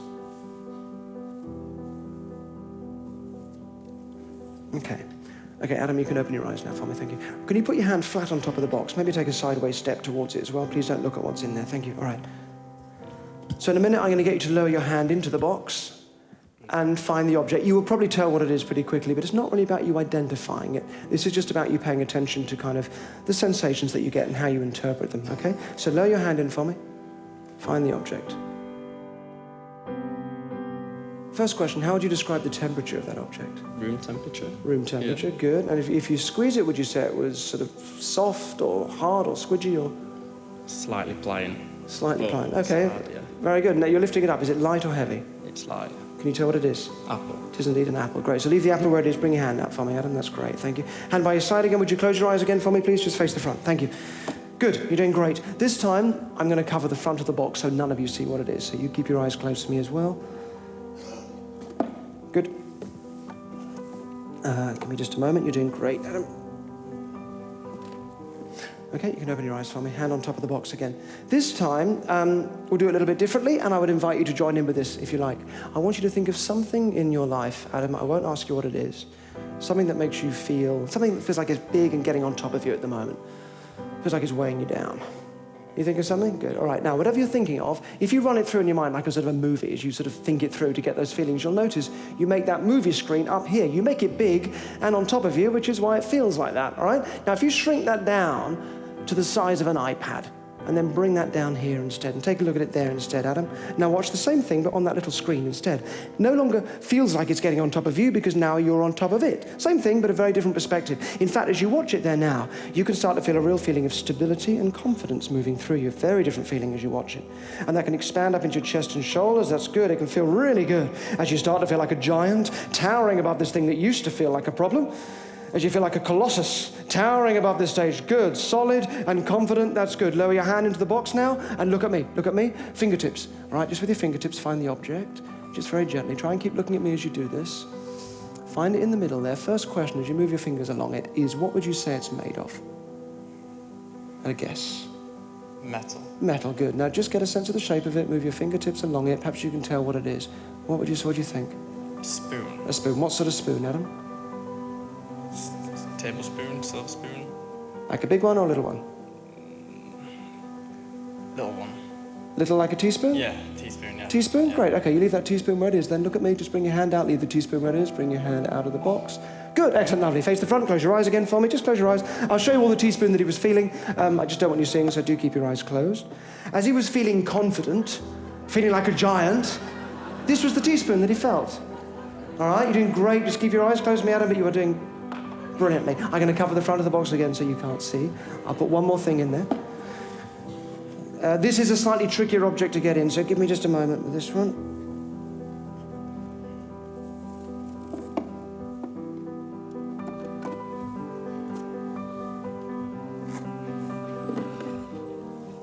Yeah, on.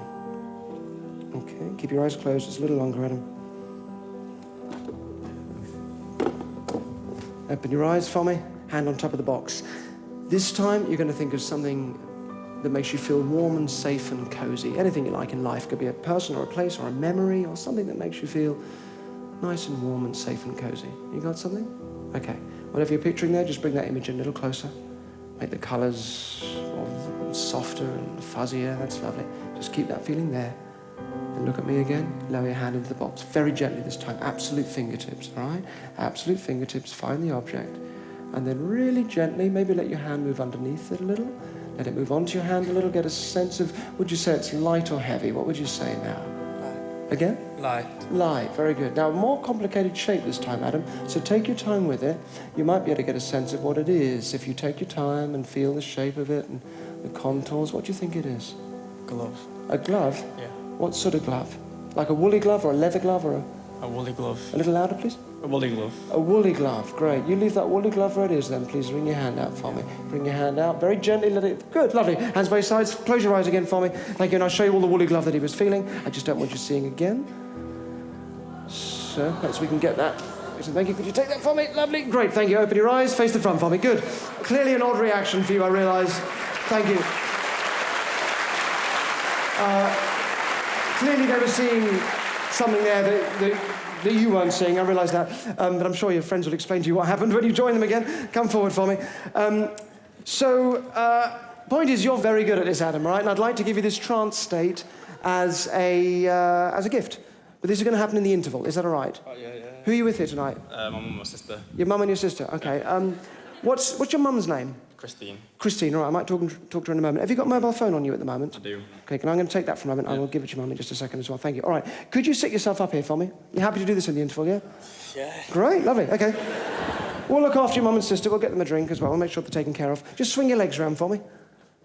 And then, yeah, and then lay back as well. So we'll check the pillows in the right place and you're comfortable and just get yourself comfy. All right? And put your legs out and... Good. Now sit yourself straight back up. Happy get. Lovely. So,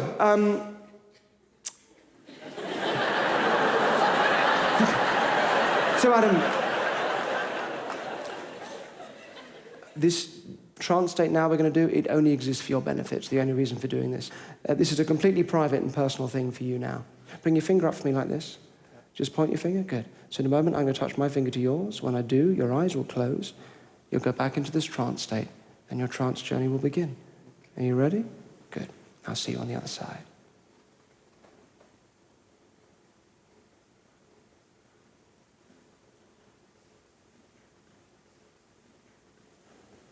Excellent, Adam. That's really good. Thank you. And Adam, you can now just sleep. And as you sleep, you can drift and sink back down that staircase. As you sink deeper, everything else happens 100 miles away. And just to make sure that your experience is really kept quite separate and private and detached, we're placing a sort of cocoon around you, just to make sure that your experience is kept quite separate as you sink deeper and deeper down into that trance state. And everything else happens 100 miles away as you continue down that staircase. That's really good. So I can talk to all of you, and Adam can hear me. It just doesn't distract him as he sinks deeper down into his trance state. His mum, Christine, could you stand up for me? Where are you? Over there somewhere, I guess. Hi, Christine. So I'm going to ask you to draw a picture. There's a couple of things that are important, so please, I want you to understand this. First of all, it needs to be a drawing of something that is a real-world physical object, something you could actually touch, as opposed to just like a geometric shape or a design or something like that. Does that make sense? Okay. And if there's anything else that you just think that Adam might think that you personally would draw for some reason, then ignore that as well. All right. Can you think of something suitable now? Yeah, perfect. All right. Whatever you draw, there's a guy with a pen and paper at the side there. When you've drawn it, Christine, can you write underneath what it is? Then you won't worry about how accurately you've drawn it as well. So write what it is, but don't let anybody see, including the guy with the pen and paper and none of the cameramen or anything like that either. When you've done it, remember, write underneath what it is and then seal it in an envelope. You should have an envelope there as well. Thank you, Christine. If you can go and do that for me now. Thank you. So while Christine's doing that, let me explain what's going to happen next. We're going to take an interval. If during this interval you would like to come up on stage in the second half, if you have a genuine interest in the possibility of mediumship, please bring yourself to the bottom of the steps on that side there. They will bring you up in the interval when it's safe to come up. When you do come up, take a look at Adam, he's sleeping quite soundly, and then come and sit yourself down. Did that give you enough time to draw your picture, Christine? Yeah. Great, could you bring yourself up here for me? Thank you. Great. So first of all, I'm just going to give you Adam's phone. I just took off him up there, so you've got that. Thank you. And can you write your name for me? In big letters, you can lean on this if you like, but just right where you've sealed it, right across that join, so you know it can't now be tampered with, right across the join. Thank you, Christine. Lovely, thank you. I'll put that there. Thank you, and you take his phone. Thank you. So come over here for me. Come and take a look at your son. He's sleeping quite soundly. There's a couple of things I need to ask you to do, and they're both really important, all right? First thing is, you have to keep that a secret. Now, no one saw what you drew, did they? No, great. So please keep it a secret. Don't even tell your daughter that you're with here as well. Absolute secret. The other thing is, every 2 or 3 minutes throughout the interval, can you please remember, in your head, just say to yourself, Adam, I drew a... And then whatever it is, as if you were kind of whispering in his ear what it was. But that isn't out loud. That is just silently in your head.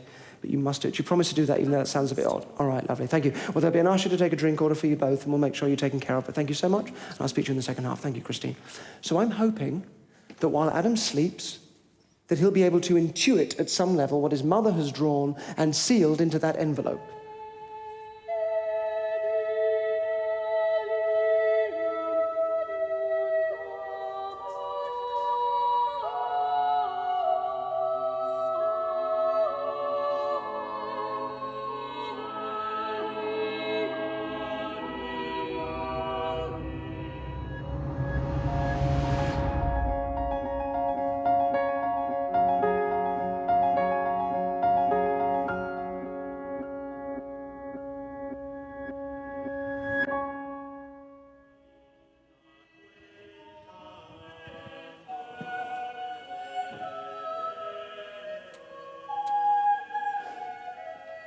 That's really good, Adam. You can just continue to sink and drift down, even more deeply into the sleep, as you find yourself now in a beautiful garden. And as you lay on the grass, and as you feel the warmth of the grass beneath you, and then the fresh air as the breeze blows through the garden, keeping the temperature to the perfect level. And as you do this, I'm going to bring your hands up onto your chest, which will actually help you sleep even more deeply. So I'm going to bring them up here as you continue to sleep. Good. Thank you. Excellent. Just need to get to your stomach, so I'm just going to roll your T-shirt up a little as you sleep. I'm just going to bring this up here and tuck it in. Good. Thank you. Thank you.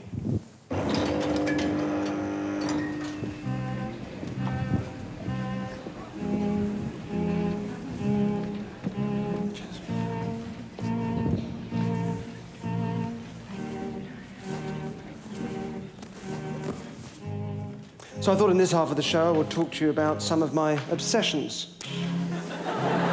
10 years ago, my father called me up to tell me he'd been diagnosed with cancer. And it turned out to be an early form of cancer. It was quite treatable, and 10 years later, he's fine. But at the time, I was quite shaken up by it. And I spoke to a few friends about it. And one girl that I spoke to, that I knew, said, you should take him to see the homeopath that my mum saw when she had cancer. He completely cured it. And I thought, a couple of things. First of all, I thought, yeah, your mum also had 6 months of chemotherapy, which you've just edited out of that story, but okay. And secondly, I know about things like homeopathy because they do interest me. There have been dozens of systematic reviews of all of the hundreds of tests that have been done on homeopathy over the years, proper tests. And we do know now for a fact that it doesn't work. We know that. The results are actually very clear, quite unambiguous. It doesn't work. It doesn't have any real effect.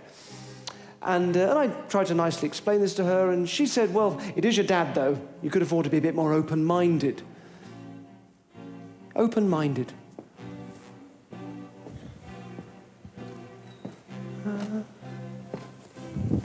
Thank you. Stay. still. Hold your hands out. Lovely. In the Philippines, if you have cancer, there's a form of treatment available to you where the surgeon, without using any instruments or any knives, uses psychic vibrations to enter the body of the patient.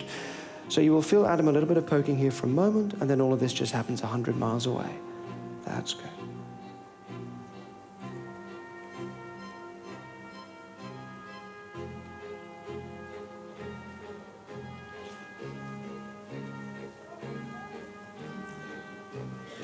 And removes from inside any cancerous tumours or demonized parts.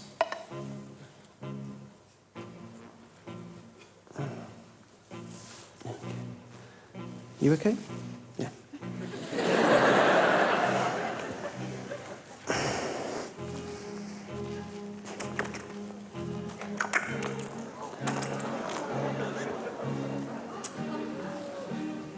Thank you.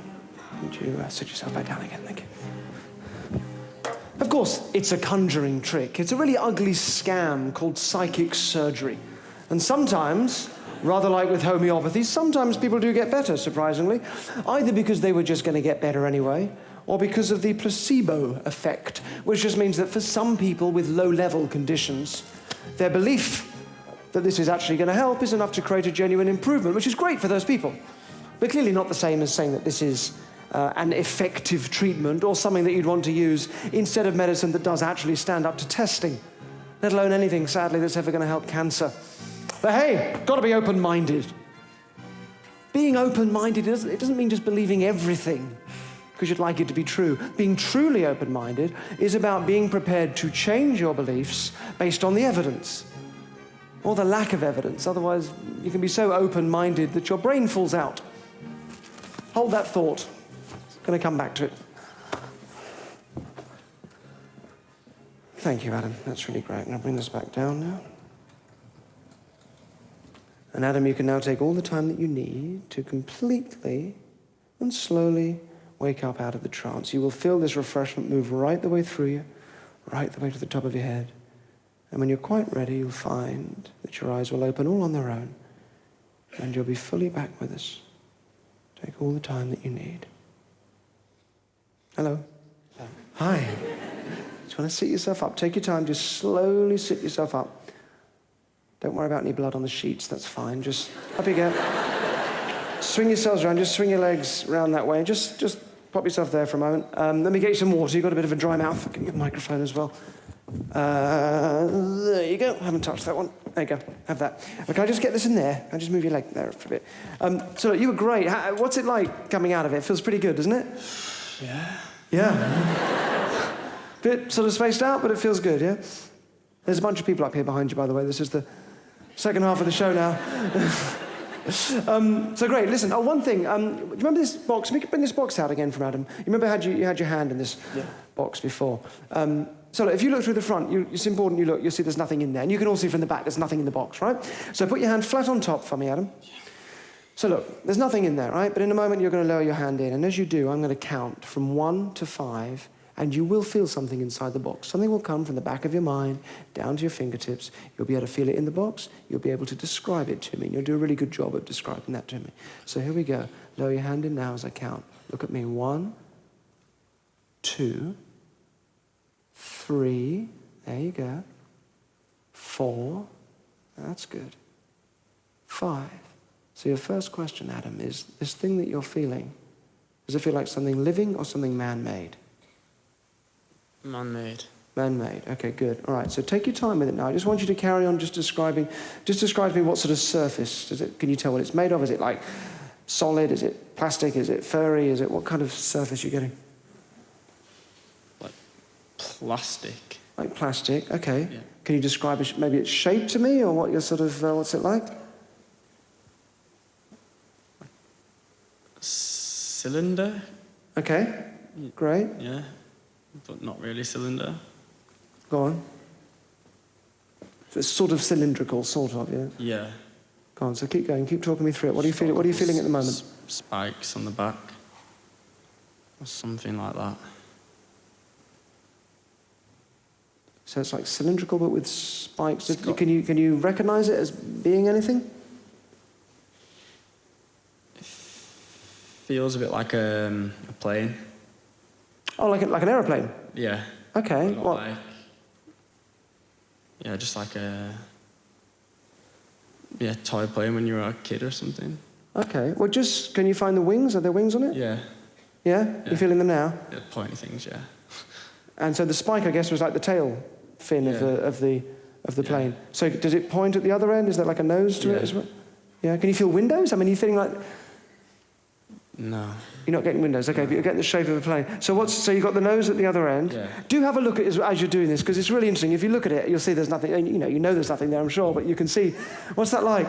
It's weird, man. And you can all see from the back, there is nothing. You can see there's nothing in there. So is there anything else, or is it just an aeroplane?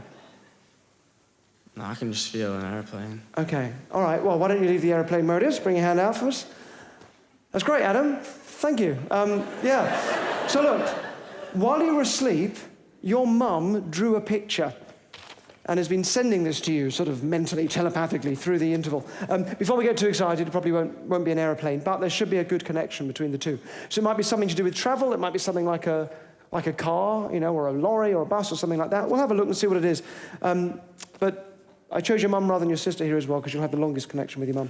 So we'll see. Do you want to... Oh, Christine, you didn't tell anybody what this was, did you? No, great, okay. I'll let you have a look first, but I'm quite intrigued to see what this is. Maybe you can show the camera as well.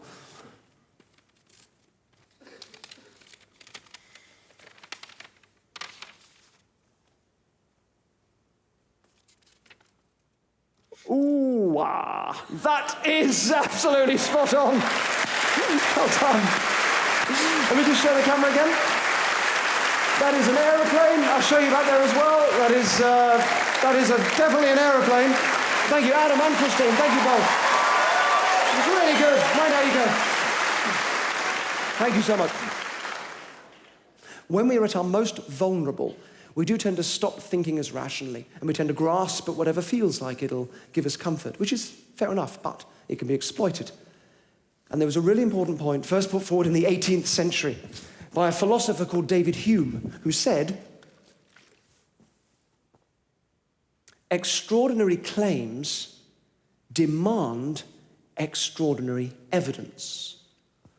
And all that means is, if you are claiming something that's extraordinary, so something that flies in the face of science, like talking to the dead, for example, and you wish to be taken seriously, firstly, you have to come up with the evidence yourself to back up your own claim. It's not enough just to insist that other people have to try and disprove it, which you can never do. You can never prove that something isn't true. That's trying to prove a negative. So it wouldn't work anyway. So you've got to come up with the evidence yourself to back up your claim, and it's got to be really strong evidence because your claim is so strong. So if, for example, a magician saws a woman in half every night on stage during his show and then starts saying, that isn't a trick, I do it for real. I really do it. I take a woman, any woman, I can do it with any woman. I saw her in half, I use any saw, I pull her into two, and then I put her back together, and I heal her up, and I'm doing it for real, it isn't a trick, and expect you to believe him, you would say, well, come on, you've got to come up with some pretty strong evidence that you're doing that for real. If you said that, and then he said, you want evidence? Come see my show. I do it every night. That doesn't count. That's not evidence. That's the very thing you're questioning, right? So you would say, well, no, that's all on your terms. Come do the same thing under controlled conditions, and then I'll absolutely believe you. That just means, you know, conditions that are fair for everybody. So if you say you can do it with any woman, we'll provide a woman. Great. If you say you can use any saw, let us provide the saw, and so on. And if you set all that up, and make it absolutely fair for everybody, and then he says, well, I'm not going to do it now because you're skeptical and the energy's all wrong, you can say, well, stop wasting our time, you big baby. So with that in mind, you're all up here because you have a genuine interest in the possibility of mediumship. I would love to show you how it is possible for me or somebody with a similar skill base to seemingly know things about people that you've known who have passed on without, and I promise you, any psychic ability, let alone any contact with the dead. Are you happy for me to do this, first of all? Yes? It won't be with all of you, it'll be with a tiny handful of you, but I hope nonetheless that you all take something from this, all right? And we don't know each other, do we? We do not know each other. For that reason, you've written down your first names on cards, which have been collected here in this bowl. So thank you so much for doing that. I'll be plucking your names out as we go along, so I don't know who I'm going to get. Thank you. And also, as we do this, I'm going to write things down on bits of paper, on cards, rather, which will get projected up onto the wall behind you. Please don't look at what I've written. I'll show you, but only after you've given your answers. And just have a quick check. It's always worth doing this nowadays, that I'm not wearing any sort of earpiece. Can you see in my ear there? Nothing there? Happy with that one too? All right, it's important you know I'm not being fed any information. Not that it would help me anyway, all right, as you'll see. Okay, with that in mind, let's begin.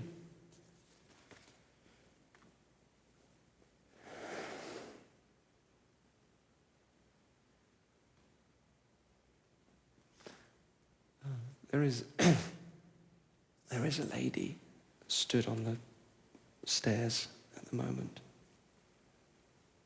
About halfway up, she's got her hand on the railing. She's wearing like a pinky blue jumper with a V-neck, probably in her 50s, maybe. I'm going to ask her to come down.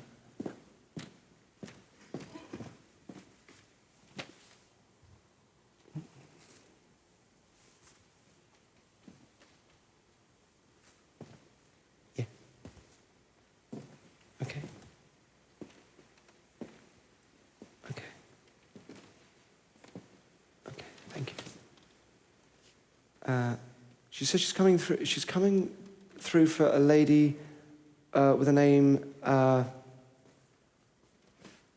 begins with an R. Rian, or Rebecca. Is there a Rebecca, or is it? Are you Rebecca? Could you stand up for me?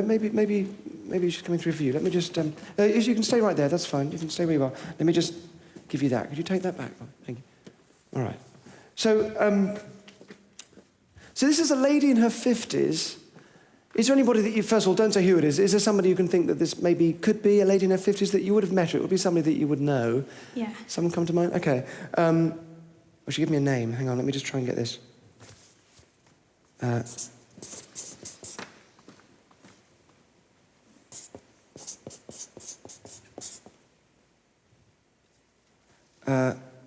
I'm guessing she might have been perhaps, I don't know, maybe grandmother or something like that, or, yeah. Do you know, what was your grandma's name? Lillian. Again? Lillian. Lillian. Okay, well, I sort of got Lucy and Lily, so I mean, I think this is probably her. So I think, so Lillian is, she's nodding her head, So Lillian is coming through now for you, Rebecca, so that she can say things to you through me that I couldn't know as proof that she's coming through, all right? It isn't proof, Rebecca. It isn't even the flimsiest form of evidence. It simply doesn't count because these are not controlled conditions for such a claim. Does that make sense? Yeah. Okay, but nonetheless, she's saying, yes. Okay. She's asking if you got the letter. She's asking, did you get the letter, is what she's saying. Yeah. Obviously this means something to you. I wasn't sure what that was. What is it? What letter is she talking about? Before she died, she wrote me a letter. Because I was only one. You were only one? Oh, you were little. And so she wrote it for you to read? Yeah. So you did get it and you did read it? When I was 18, she gave it to my mum and said, don't let her read it until she's 18. Then that's what she's asking about. So she's asking about this letter as partly to ask and partly as evidence that she's coming through for you, which she isn't, and you understand that. So, look, she's just taking a step back now. I think this is all we're going to hear from her. Sometimes it is so brief. So I think you can probably take a seat for me now, Rebecca. Thank you very much. Let me just take a name out of here. There's a David on top. David, stand up for me. Thank you. If there's any other Davids, feel free to stand as well. Again, if you can pass the microphone back. And forgive me, David, if nobody comes through for you. Again, same thing, all right? If no... No, the lady is for you. Sorry. Okay, this is an older lady as well, possibly. Again, maybe grandmother, perhaps. Oh, I have a name. She says, you haven't known this woman, she's saying, for quite a long time. She can remember how old you were when you last saw her. If you did go to a medium, is there anybody you would hope would come through for you? My grandma. Your grandma. Do you know how old you were when you last saw her? About 12. About 12. What was her name? Evelyn. Evelyn. We have her here, right? She's right here. If I think back to my grandmother, I can remember like things that happened to her. Is there something you can remember or something you were told about your grandmother, something I could ask, something that wouldn't happen to everyone's grandmother or something not everyone's grandmother would have done? Yeah. Okay. If you can think of that for me, I'm going to ask her to tell me something, but what I find happens in these situations is that she will tell me exactly the same thing that you're thinking of because of the connection between you two at the moment, right? So let me ask her just something that happened when when you would have known her. Okay, she's telling me, and she isn't telling me anything, you understand this? I'm making this up, I'm lying to you. She's telling me, I'm going to write this down here.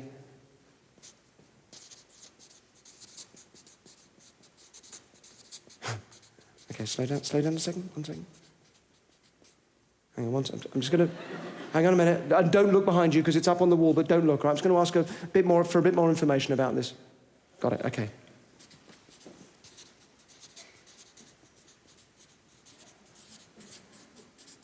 All right. Where did your mind go? When I said for you to think of something that happened, what did you think of? A story my mum told me about my mum and my grandma when they went on holiday. Where did they go? They went to Gibraltar.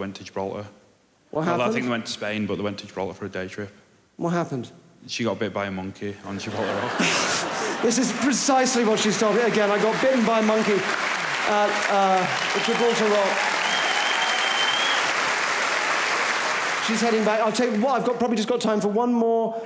Oh, no, I won't. No, somebody is pushing their way forward. Okay, this. Okay, I have a lady. There's probably quite a forthright character in life, I would think. There's a lady in her 70s, I would think, early 70s, asking for. I'm sorry, for Georgina? Is there a Georgia or a Georgina? Could you stand up for me? Thank you. This is a lady in her 70s. I was going to just get a... Have you got the microphone? Can we pass the microphone across? So this is a lady in her 70s. Again, have a little think. I've got a name. She's given me some information about herself. She says, could this be grandmother as well? You're thinking? Yeah. She's got... How old... You may not know. Do you know how old your grandma was when she died? I think she was 72. And her name? Doris. Doris, okay. Again, we have her here, which we don't, all right? Is there something, she's saying, I've got a few people coming up on both sides now, which is making this a little bit tricky, but I just want to focus on Doris here for a moment. She's saying she got sort of brown hair, which is probably maybe unusual for a lady in her 70s, is that right? Yeah. She's not grey. No. Unusually, not grey hair. I can see her, she's very clearly here, which she isn't, again. I've got people coming up on both sides. She's saying she had a dog, that you'd remember her dog. Yes. Is that right? You'd remember her dog, you liked her dog. People coming up on both sides. I've got a lot of people, I think anybody now that any of you were hoping to contact, I now have coming up on stage. On both sides, as well as the deceased friends and relatives of 2,000 people behind me. I also have making their way up both sides up here onto the stage. They're all talking at the same time, but I want to get this right because they're all saying the same thing. So I just want to get this right. It's obviously important because they're all saying the same thing. Okay, thank you. All right, I've got it. They are saying if they ever get the chance to communicate with the living, they promise you they will not do it through some needy showbiz performer. They promise you that. No one has the right to trample on your memories of people that you've loved. It's just disgusting. Did you know her dog's name? Zelda. Thank you so much, all of you. Thank you so much for letting me do this. I really, really do appreciate it. Thank you so much. Thank you. Thank you so much. I'm going to ask, let's go 1, 2, 3, 4, 5, 6, 7, 8, 9. 8, 9. Can you 9 just stand yourselves down here? And can the rest of you head back? Thank you so very much for letting me do that. Please give them a hand as they go back. Thank you so much. What's your name? Emma.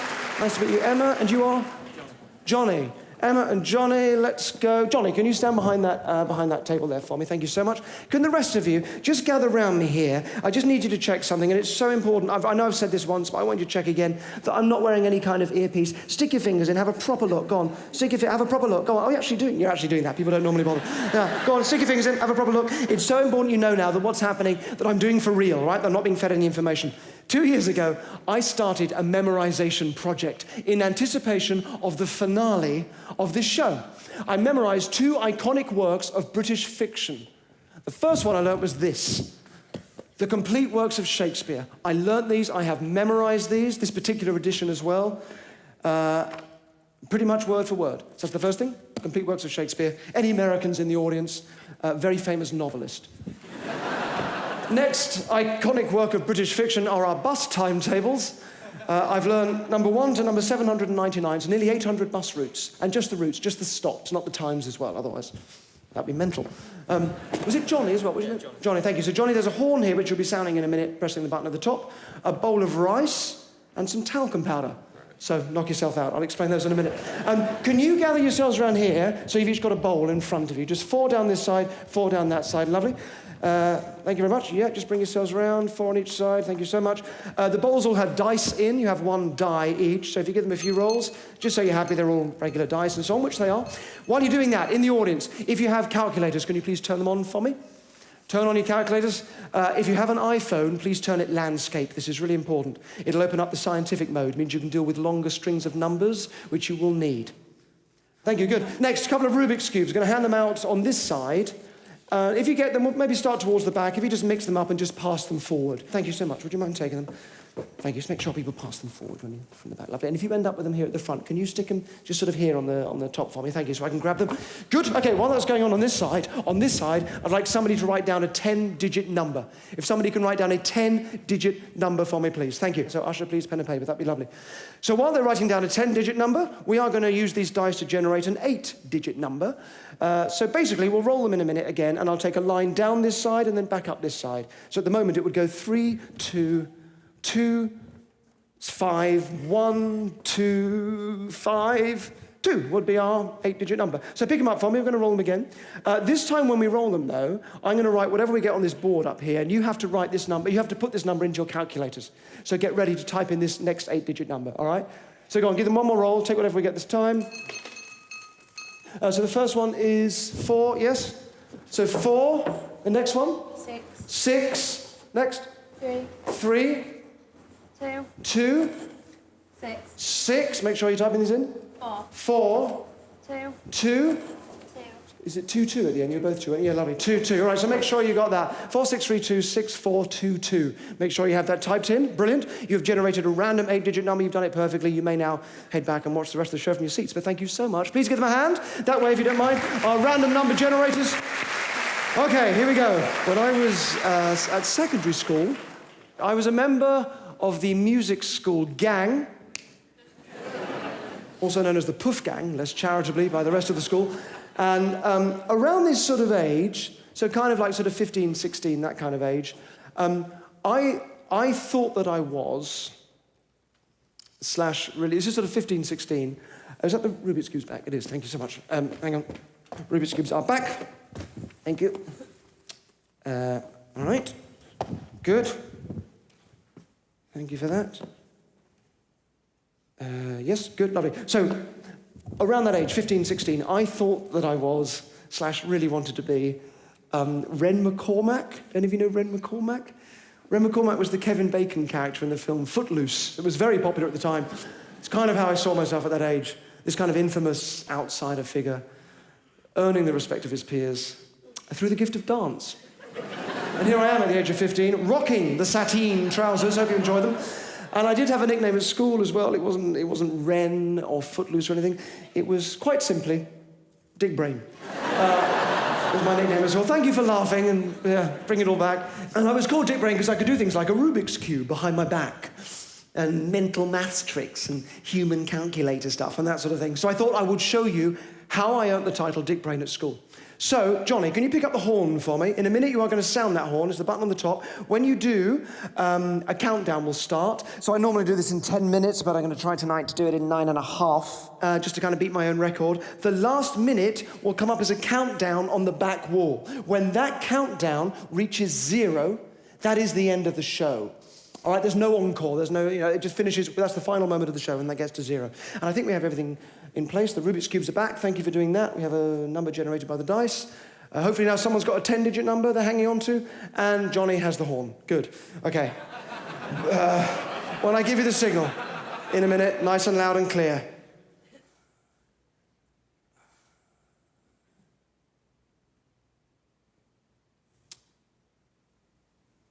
Actually, sorry, a lot of you will still be at school, or college, university even, if you are a bit of a dick brain, or you just made to feel like one every day when you go in, can I just promise you that all of those really cool kids, the sporty cool guys and the skinny pretty girls, all grew up to have the most boring adult lives and jobs, because they never had to forge their own path when they were younger. They never had to find their own way. when they were little. And if you are having to do that now, it is tough. But I promise you, you grow up to have the most brilliant and creative adult life. Yeah, who ever heard of a musician or an artist who just fitted in really easily at school? Nobody. So dick brains unite, yes?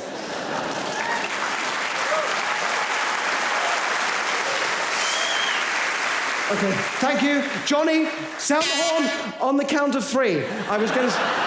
Sorry, put it down, that's fine, thank you. Put it down. Okay, first dick brain trick. Don't look at them, but it's the numbers behind me on the board, the 8-digit number. Don't look at them, look at me for a minute. Can you remember the 8-digit number generated by the dice without looking at them? Okay, you can look at them now. The number is 463-26422. Backwards, 22462364. Most of it would have always to alternate, so give me a big shout if this is right. First, last, second in, third in, and I'll end up in the middle. It goes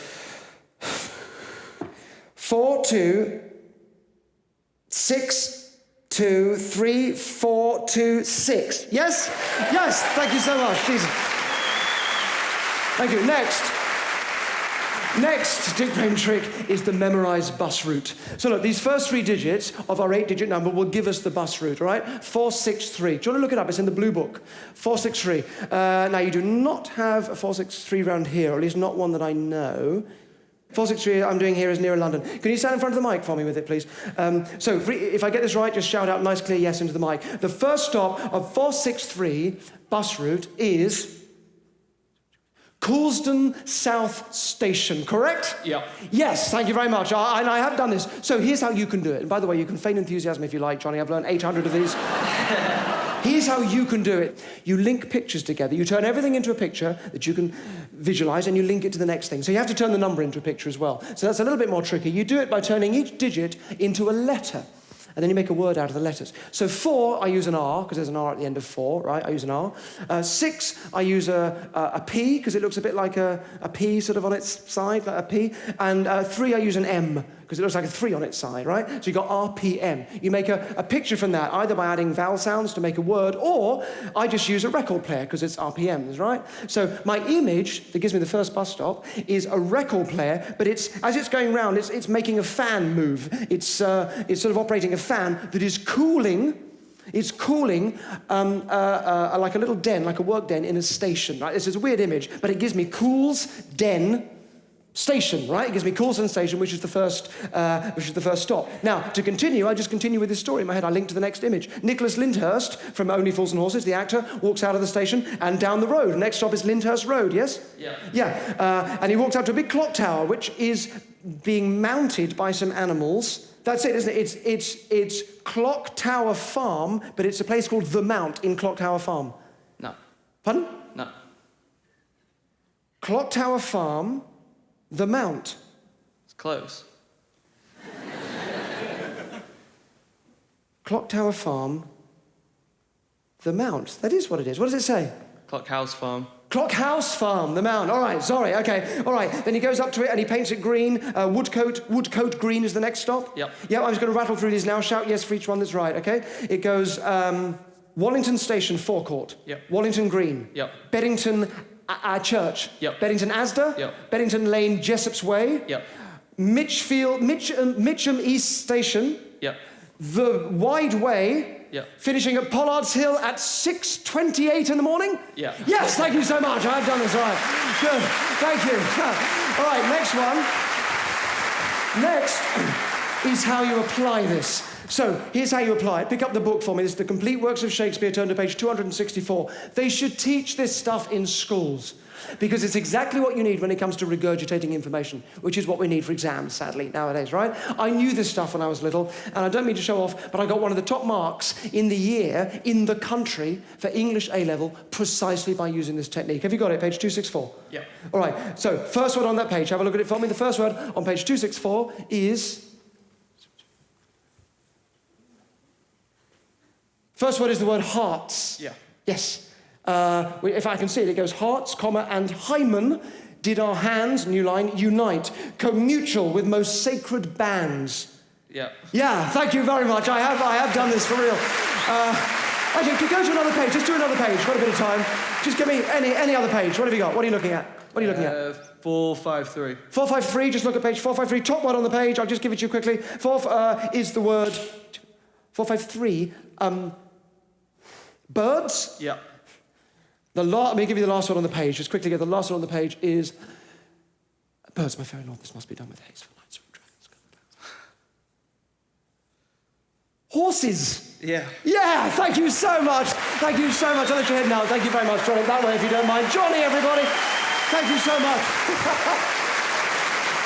Please, you're enjoying it. Next is the rice. This is a bit of a weird one. The rice, right? 22. I have to pluck out 22 grains of rice from the bowl in one go. Okay, so just to explain, if I got home early from school, and my parents were still at work, I'd go next door to Auntie Gwen's house, used to call her Auntie Gwen, and I'd ask to play with the rice. And she'd bring out like this big bowl of rice, or a big jar of rice rather. She'd be in the kitchen, she'd call out numbers, and I'd have to pluck out that number of grains of rice in one go. I got really good at it. And then I stopped doing it because of the whole dick brain thing, right? But years later, when I was coming up with ideas for this show, I thought you might want to see this. So, for your entertainment, I will pluck out 22 grains of rice from the bowl, not 21, not 23, ladies and gentlemen, but 22 grains of rice from the bowl in one go.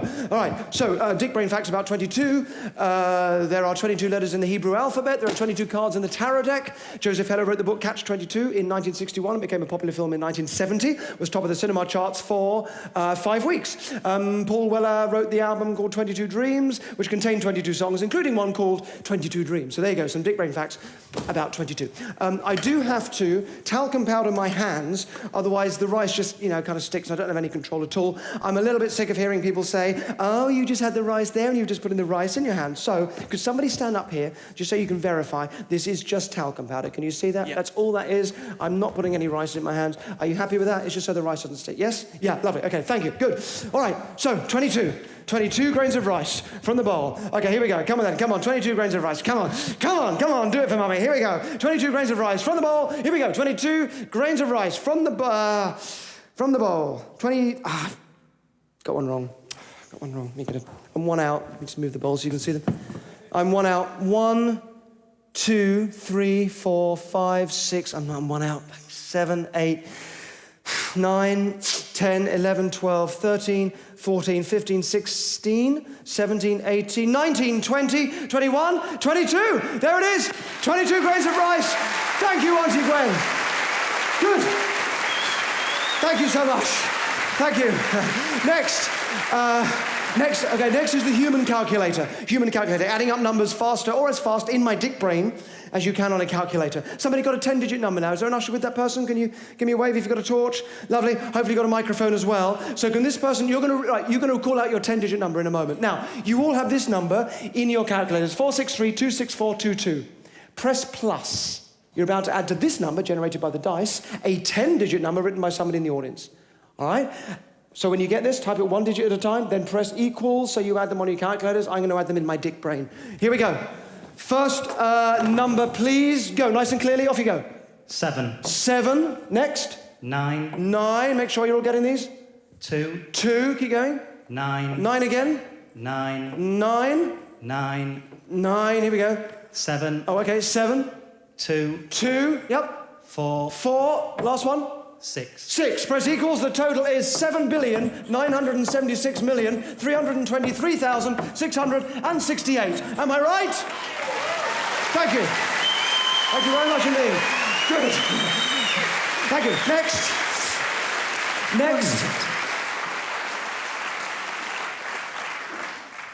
I just run out of time.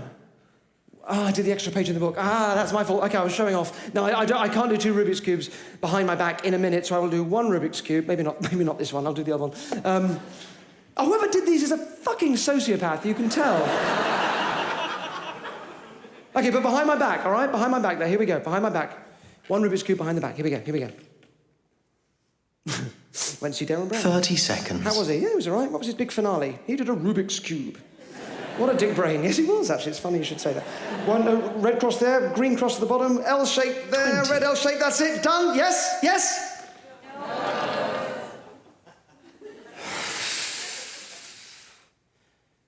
No, I haven't. 10. I have. Look, 9. I've matched 8. that side to that 7. side. Can you see that? 6. 5. And I've matched that 4, side to that side, 3, and that side to that 2, side, and that side to that side, and those two match there, and those two match there. That's how a dick brain does a Rubik's Cube. I'm a dick brain. I'm Derren Brown. Good night.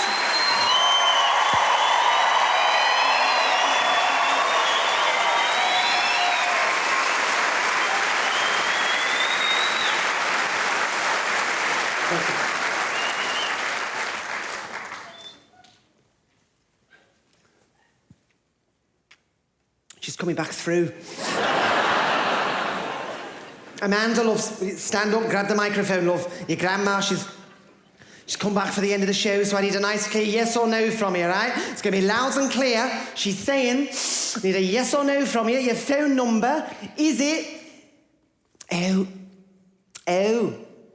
Is your phone number, is it... Oh, is your phone number 07976 323668? Yes. Yeah, fuck me, I'm real. Good night.